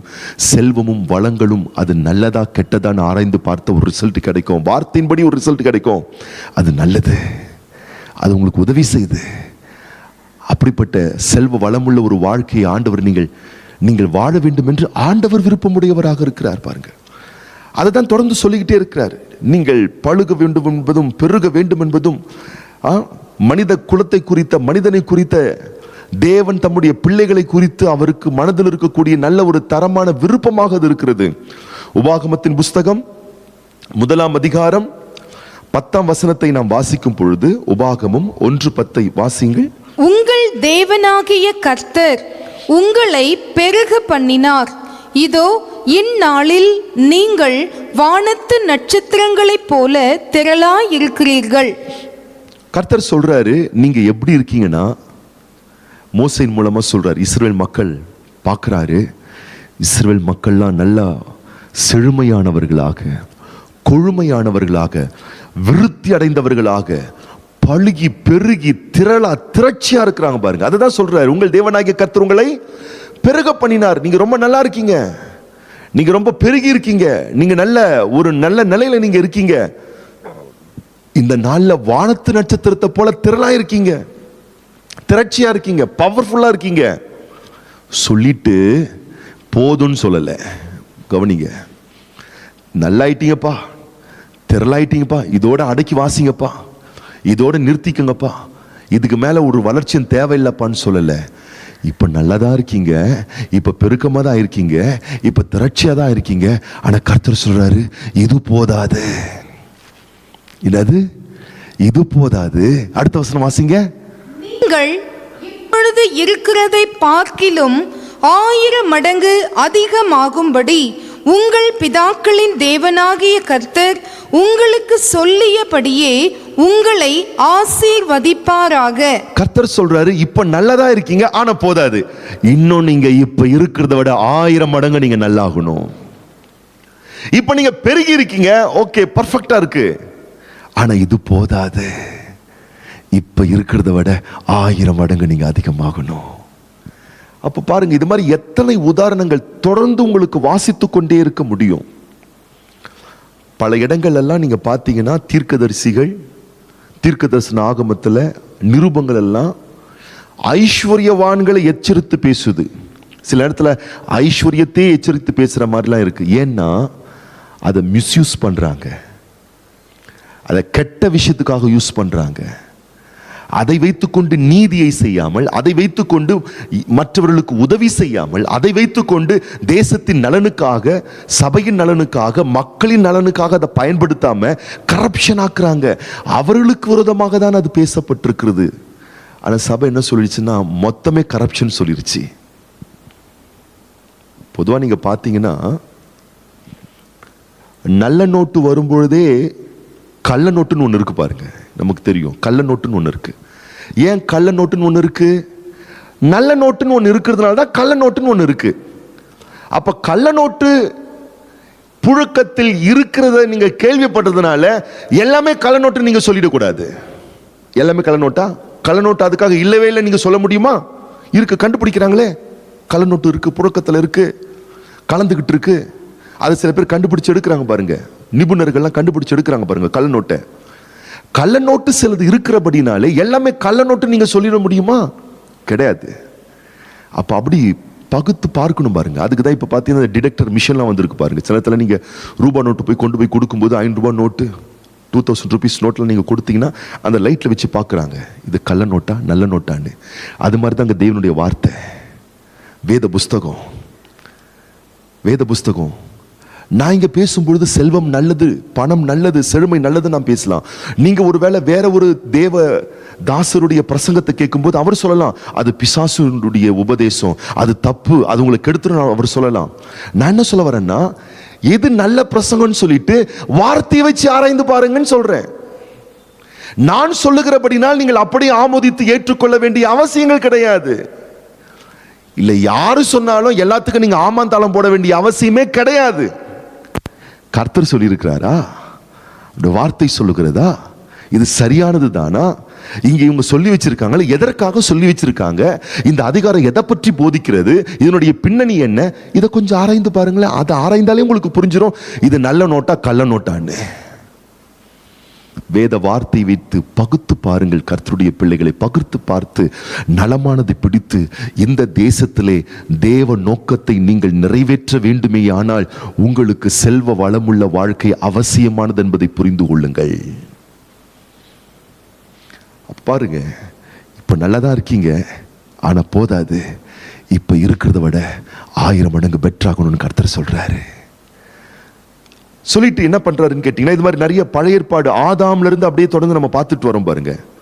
அப்படியே பார்த்துட்டு வந்து ஆபிரகாமின் சந்ததிகளுக்கெல்லாம் இந்த வாக்கு தத்துவம், ஆபிரகாமின் சந்ததிகள் இஸ்ரவேல் மக்களுக்கெல்லாம் இந்த சுதந்திரங்கள்லாம் தேவன் கொடுத்துட்டு என்ன பண்றாருன்னு கேட்டீங்கன்னா, நம்மளை அதோகதியா விட்டுறல. சில பேர் சொல்றாங்க அது பழைய ஏற்பாடுங்கன்றாங்க. நிறைய பேர் அது பழைய ஏற்பாடுல இஸ்ரவேல் மக்களுக்கு தேவன் செழிப்பை கொடுத்தார். நமக்கு கொடுத்தாரா? நமக்கெல்லாம் ஒண்ணுமே கொடுக்கலங்கிறாங்க. கிடையாது கிடையாது, நமக்கும் கொடுத்திருக்கார். வாசிங்கள் கலாத்தியரின் புஸ்தகம் 27ஆம் அதிகாரம் கலாத்தியரின் புஸ்தகம் 3ஆம் அதிகாரம் 27ஆம் வசனம், 28ஆம் வசனம், 29ஆம் வசனம். ஏனெனில் உங்களில் கிறிஸ்துவுக்குள்ளாக ஞான ஸ்நானம் பெற்றவர்கள் எத்தனை பேரோ அத்தனை பேரும் கிறிஸ்துவை தரித்து கொண்டீர்களே. கவனிங்க, வசனத்தை கவனிங்க. இந்த பிரசங்கத்தை கேட்கிற நீங்க எத்தனை பேர் ஞானஸ்தானம் எடுத்திருக்கீங்களோ அத்தனை பேரும் தயவு செய்து கவனிங்க. வசனம் சொல்லுகிறது, நீங்க ஞானஸ்தானம் எடுத்திருக்கீங்கன்னு சொன்னா நீங்கள் கிறிஸ்துவை தரித்து கொண்டிருக்கிறீர்கள். நீங்கள் கிறிஸ்தவர்களாய் இருக்கிறீர்கள். நீங்கள் கிறிஸ்துவின் உடையவர்களாக மாறிவிட்டீர்கள். நம்புங்கள்.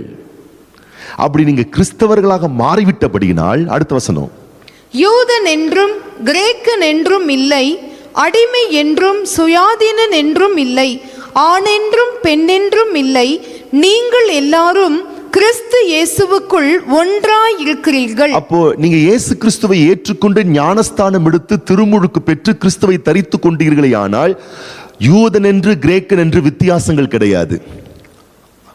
அப்ப தம்பி அந்த வசனம் போடுப்பா.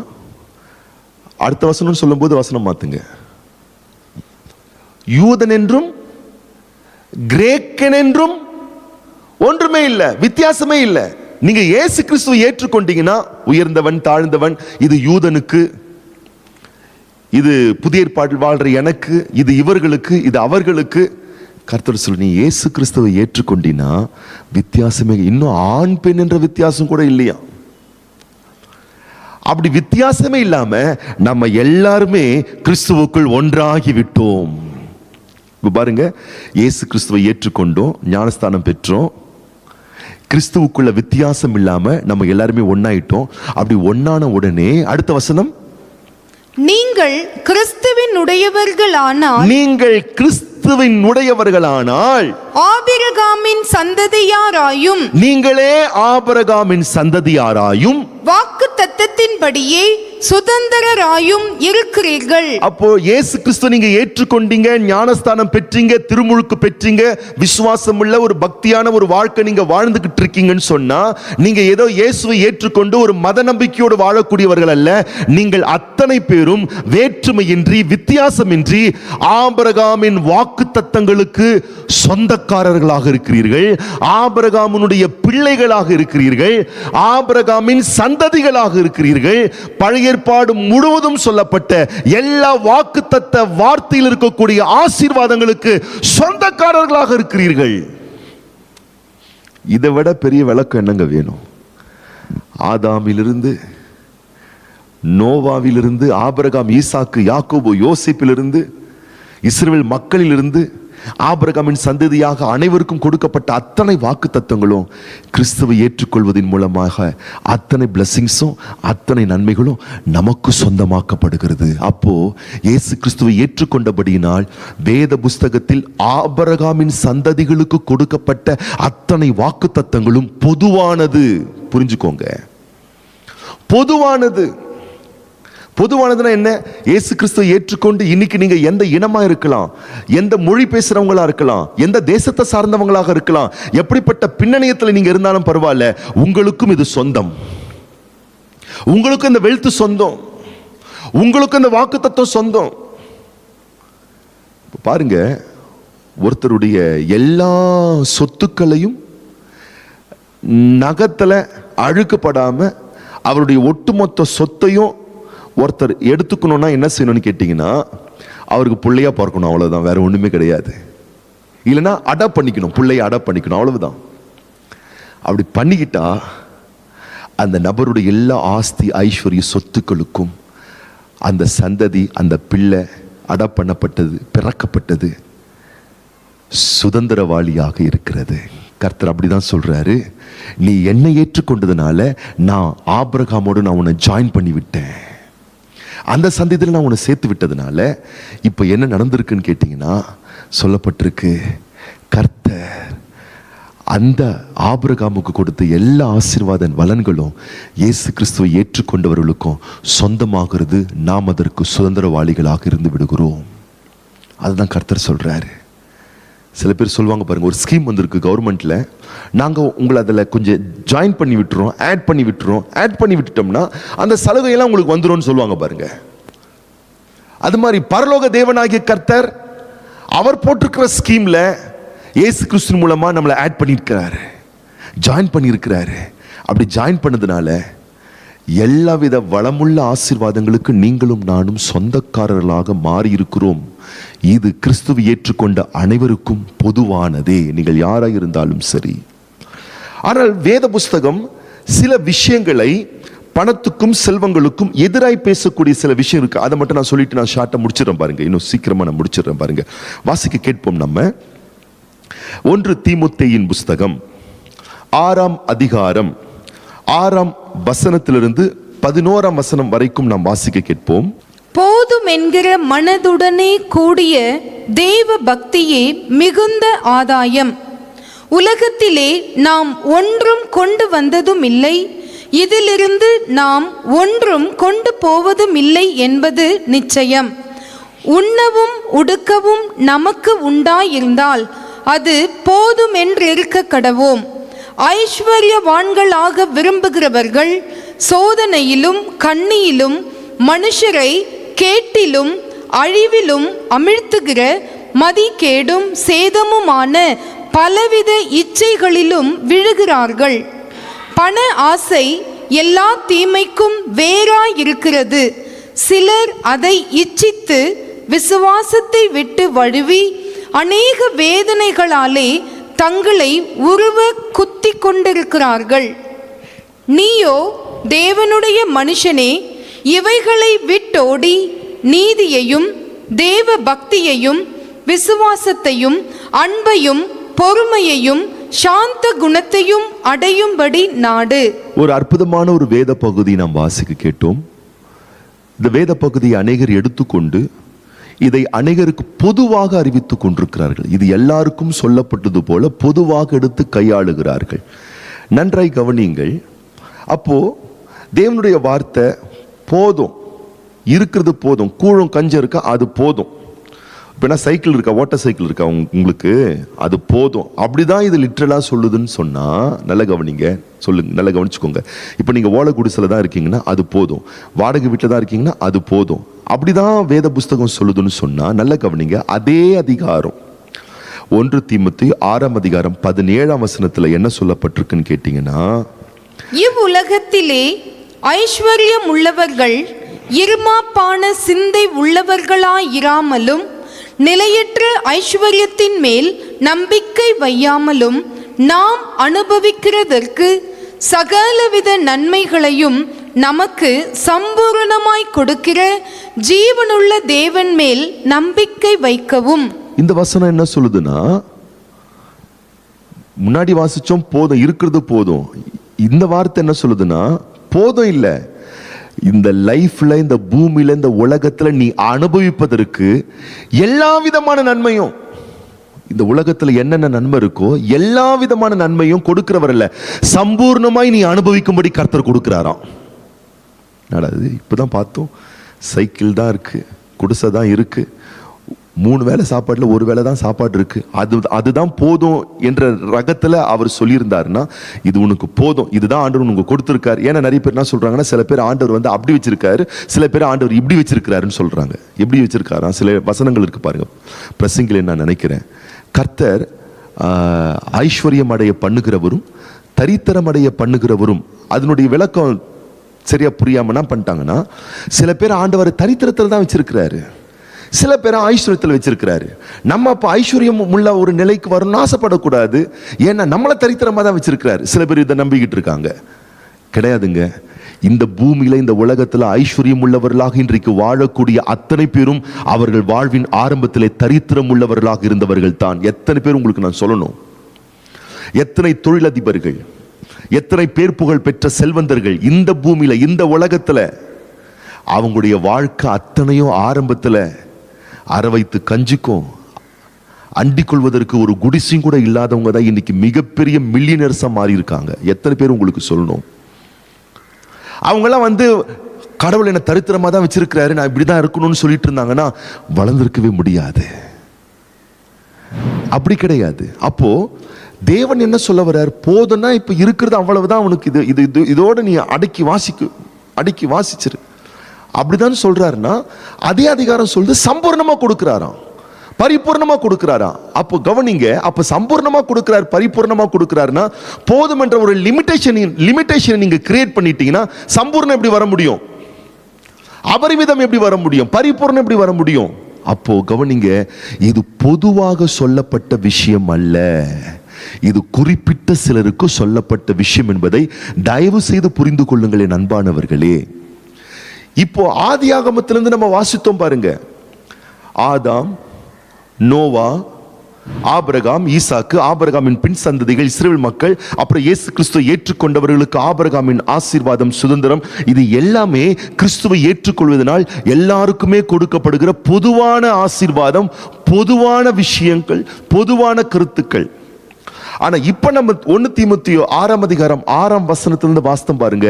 இது பொதுவானதல்ல, இது எல்லோருக்கும் அல்ல, சில குறிப்பிட்ட நபர்களுக்காக சொல்லப்பட்டது. யார் அந்த குறிப்பிட்ட நபர் அப்படின்னு பார்த்தீங்கன்னா, அதே அதிகாரம் 1 தீமோத்தேயின் புஸ்தகம் 6ஆம் அதிகாரம் 5ஆம் வசனத்தை வாசிங்கள் பார்க்கலாம். கெட்ட சிந்தை உள்ளவர்களும் சத்தியம் இல்லாதவர்களும் தேவ பக்தியை ஆதாய தொழில் என்று எண்ணுகிறவர்களுமாய் இருக்கிற மனுஷர்களால் உண்டாகும் மாறுபாடான தர்க்கங்களும் பிறக்கும். இப்படிப்பட்டவர்களை விட்டு விலகு.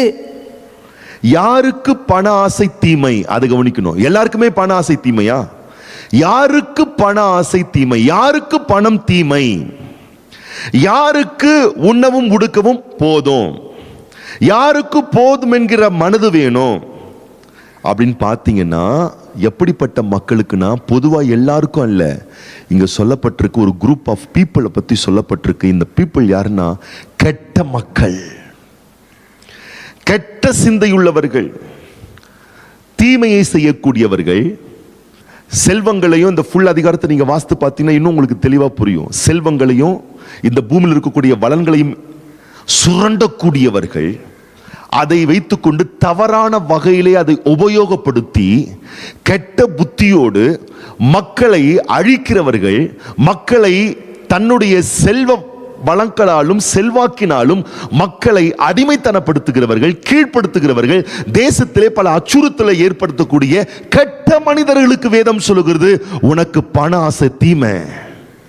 ஏன்னா ஊர்பட்டதை நீ வச்சு கெட்ட வேலையை செஞ்சுக்கிட்டு இருக்கிறதுனால அந்த பணத்தின் மேல ஒன்று இருக்கக்கூடிய ஆசையை ஒன்று அழிச்சிரும், நீ விளங்காம போயிருவ அப்படின்னு பைபிள் சொல்லுது.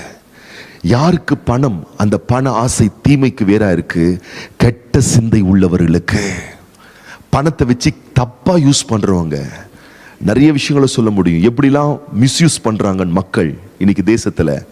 அப்படி கெட்ட சிந்தை உள்ளவர்களுக்கு, சத்தியம் இல்லாதவர்களுக்கு, அப்படின்னா அர்த்தம் உண்மை இல்லாதவர்களுக்கு, ஊழல் பேர் வழிகளுக்கு, ஊழல் பெருச்சாளிகளுக்கு, ஊர்ல இருக்கிற சொத்தை தான் வீட்டுக்குள்ள வச்சுக்கிறவங்களுக்கு, ஊர் உலகத்தில் இருக்கக்கூடிய வளன்களை மிகப்பெரிய ஸ்தானத்தில் வந்தவுடனே பொதுமக்களுடைய சொத்துக்களையும் பொதுமக்களுடைய ஆஸ்திகளையும் எடுத்துக்கொண்டு அதில் உத்தமம் இல்லாமல், உண்மை இல்லாமல், பெரிய அந்தஸ்து அதிகாரத்துக்கு வந்த பிறகு எல்லா விதமான வளன்களையும் சுரண்டி வைத்துக்கொண்டு தனிச்சையாக அதை தவறாக கையாண்டு மக்களுக்கு செய்ய வேண்டிய நன்மைகளையும் சேவைகளையும் செய்யாமல் உண்மையில்லாத ஊழல் பேர் வழிகளுக்காக சொல்லப்பட்டிருக்கிறது. அவங்களுக்கு பணாசை தீமை. அவங்களுக்கு போதும் என்ற மனசோட அவங்க இருக்கணும். இன்னும் சுரண்டி ஊழல் பண்ணி தேசத்துக்கு ஊர் விளைவிக்க கூடாது. அப்படி உண்மை இல்லாத ஊழல் பெருச்சாளிகளுக்கு சொல்லப்பட்டிருக்கிறது, பணம் அவர்களுக்கு தீமையானது.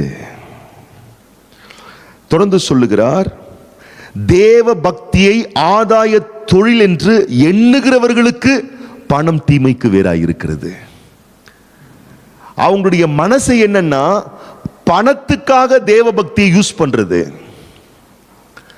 தேவனை, தேவனுடைய வரத்தை, தேவனுடைய எல்லா விதமான விசேஷங்களை பணத்துக்காகவே சேவை செய்யறது, பணத்துக்கு பின்னாடியே போறது. எப்ப பார்த்தாலும் ஒருத்தரை பார்த்தாலும் எப்படி அவங்க கிட்ட இருந்து பணத்தை கறக்கலாம், பணத்தை சுரண்டலாம்.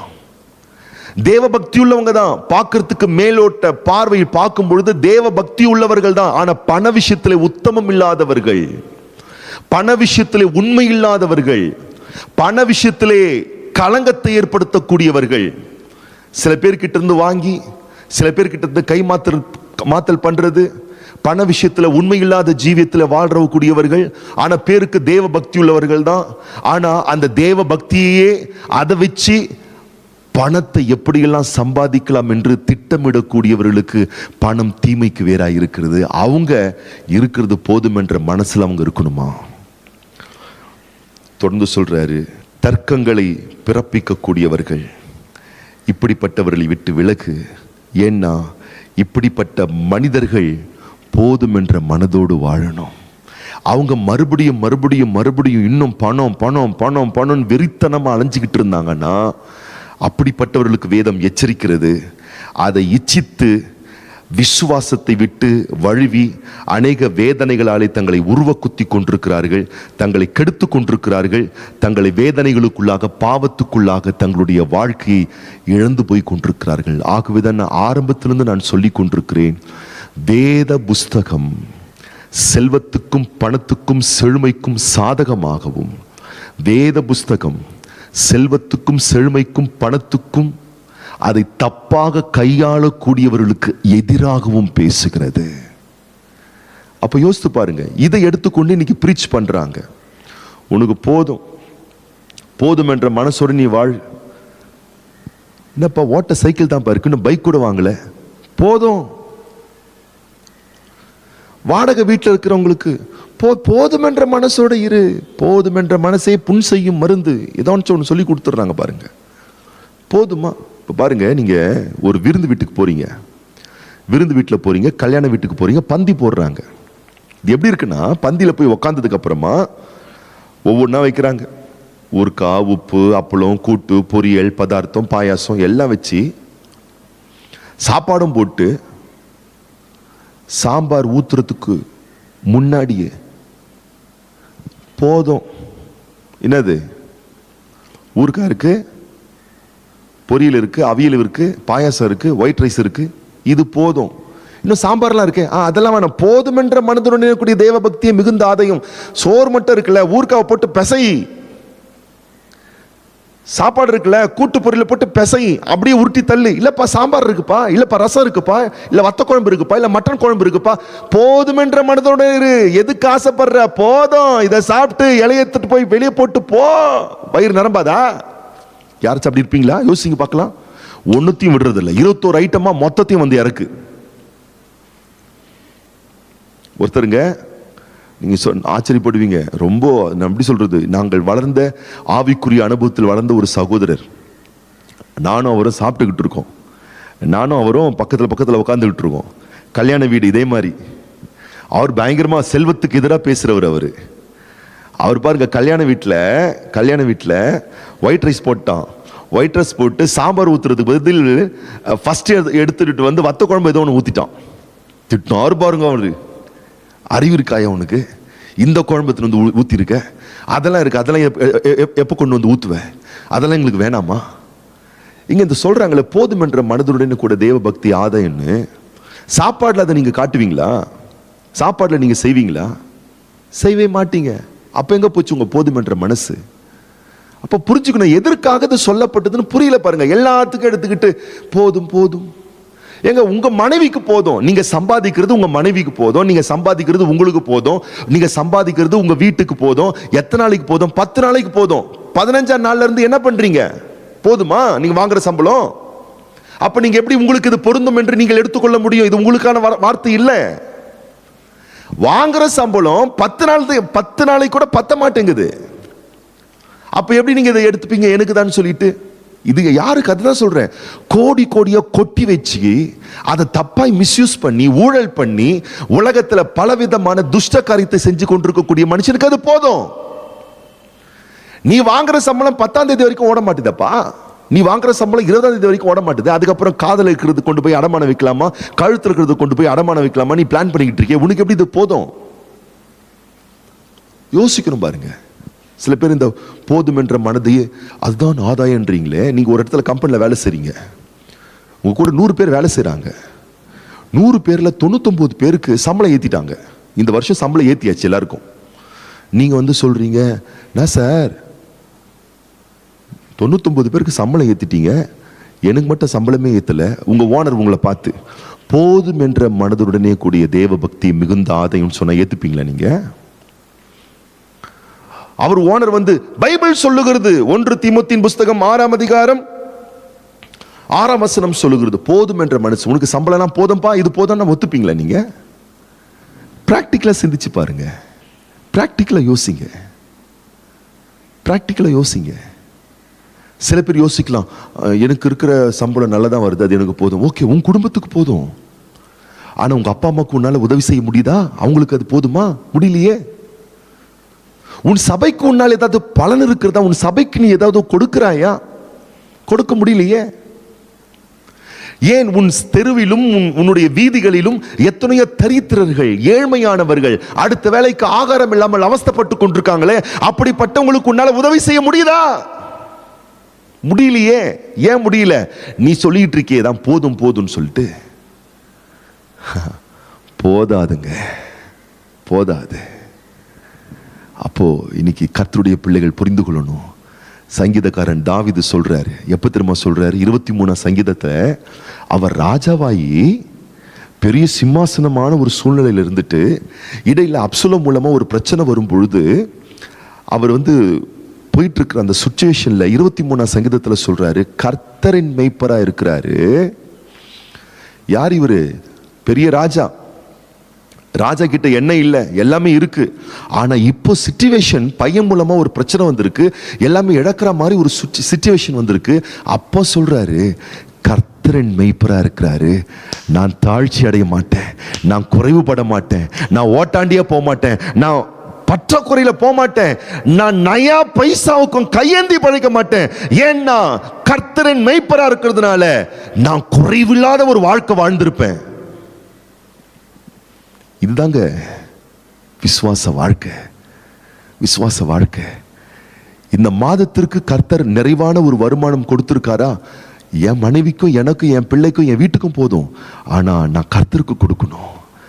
செல்வமும் வளமும் அது பூமியில் இருக்கக்கூடிய பரிசுத்தவான்களுக்கு அது உதவுகிறது, மகா ஆத்துமாக்களுக்கு உதவுகிறது. பல குடும்பங்களுக்கு என் மூலமா நான் நன்மை செய்ய நான் விரும்புகிறேன், பல ஊழியங்களுக்கு நான் கொடுக்க விரும்புகிறேன், பல ஸ்தாபனங்களுக்கு நான் கொடுக்க விரும்புகிறேன், பல எளியவர்களுக்கு நான் சகாயம் பண்ண விரும்புகிறேன்னா கண்டிப்பா நீங்க வாங்குற இந்த சம்பளம் போதாதுங்க. அப்போ உங்க மைண்ட்ல போதும் என்ற லிமிட்டேஷனை நீங்க கொண்டு வந்துட்டீங்கன்னு சொன்னா பெருகவே முடியாது. உங்க பிள்ளைங்க இருக்கிறாங்க, படிக்கிறாங்க, படிச்சுட்டு வருது அந்த பிள்ளை, எக்ஸாம் வந்துருச்சு. எக்ஸாமில் வந்து 100க்கு 100 மார்க்கு எடுக்கணும் நீங்கள் விரும்புகிறீங்க. ஆனால் அந்த பிள்ளை என்ன பண்ணுது, 100க்கு 20 மார்க் எடுத்திருக்கு. 20 மார்க் எடுத்துட்டு உங்கள் கையில் கொண்டு வந்து காட்டுது, டேடி நான் 100க்கு 20 மார்க் எடுத்துட்டு வந்திருக்கேன் டேடி. நீங்கள் என்ன சொல்வீங்க?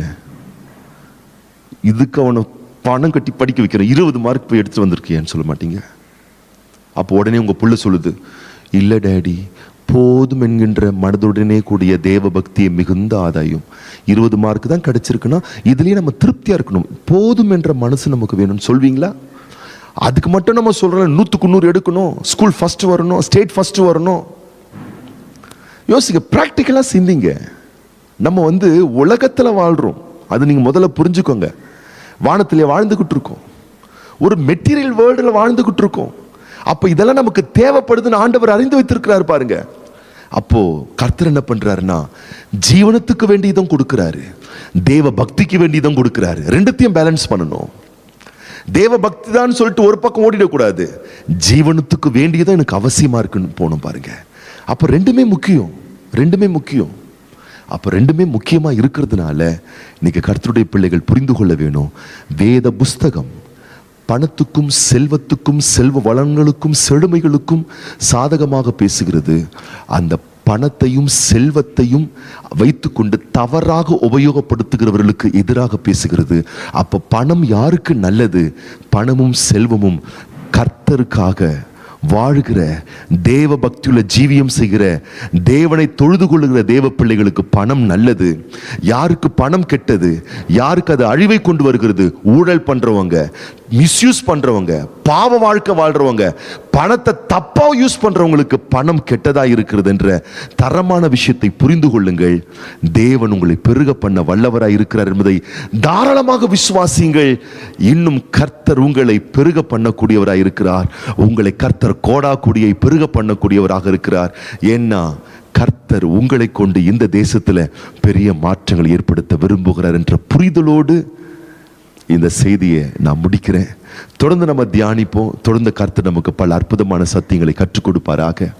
இப்பொழுது நாம் கண்களை மூடி நம்ம ஜெபம் பண்ணுவோம். உங்களுக்காக நான் விசேஷமா நான் ஜெபம் பண்ண விரும்புகிறேன்.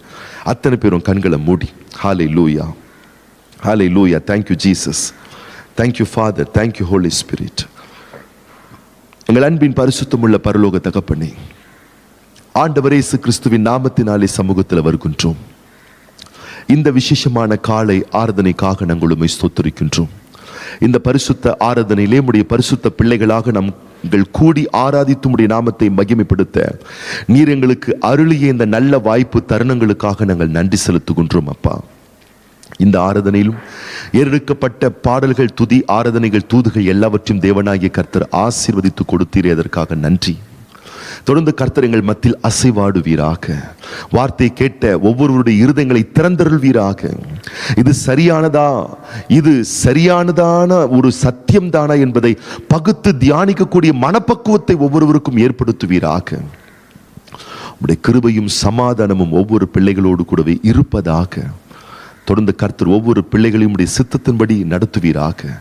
ஒவ்வொருவருடைய வாழ்விலே தாழ்ச்சி இல்லாத, பற்றாக்குறை இல்லாத, பெருக்க வளமுள்ள ஒரு வாழ்க்கை பரலோக தேவன் தந்து சிறக்கவும் செழிக்கவும் பெருகவும் விருத்தி அடையவும் செய்து உடைய நல்ல நாமத்துக்கு நீர் மகிமை வர பண்ண வேண்டும் என உடைய நல்ல வல்ல பரிபூர்ணமான கருத்துல ஒப்பு கொடுத்து ஆராதனையிலே இணைந்திருந்த இணைக்கப்பட்ட ஒவ்வொருவரையும் பிதா குமாரன் பரிசுத்த ஆவியானவருடைய நாமத்தினாலே ஆசீர்வதித்து இயேசு கிறிஸ்துவின் ஆசீர்வதிக்கப்பட்ட நாமத்தினாலே ஜெபிக்கிறோம் எங்கள் நல்ல பிதாவே, ஆமென். நாம் சேர்ந்து சொல்வோம், என் ஆத்துமாவே கர்த்தரை ஸ்தோத்திரி, என் முழு உள்ளமே அவருடைய பரிசுத்த நாமத்தை ஸ்தோத்திரி. என் ஆத்துமாவே கர்த்தரை ஸ்தோத்திரி, கர்த்தர் செய்த சகல உபகாரங்களை மறவாதே. ஆமென். நம்முடைய கர்த்தராகிய ஆண்டவர் இயேசு கிறிஸ்துவினுடைய கிருபையும் பிதாவாகிய தேவனுடைய அன்பும் பரிசுத்த ஆவியானவருடைய ஐக்கியமும் நாம் யாவரோடும் கூட ஆண்டவராகிய இயேசு கிறிஸ்துவின் வருகை வரும் மட்டும் எப்பொழுதும் என்றென்றைக்கும் நம்மோடு கூடவே இருப்பதாக. ஆமென். நீங்கள் கர்த்தரால் ஆசீர்வதிக்கப்பட்டவர்கள். கர்த்தர் உங்களோடு கூடவே என்றென்றும் எப்பொழுதும் இருப்பாராக.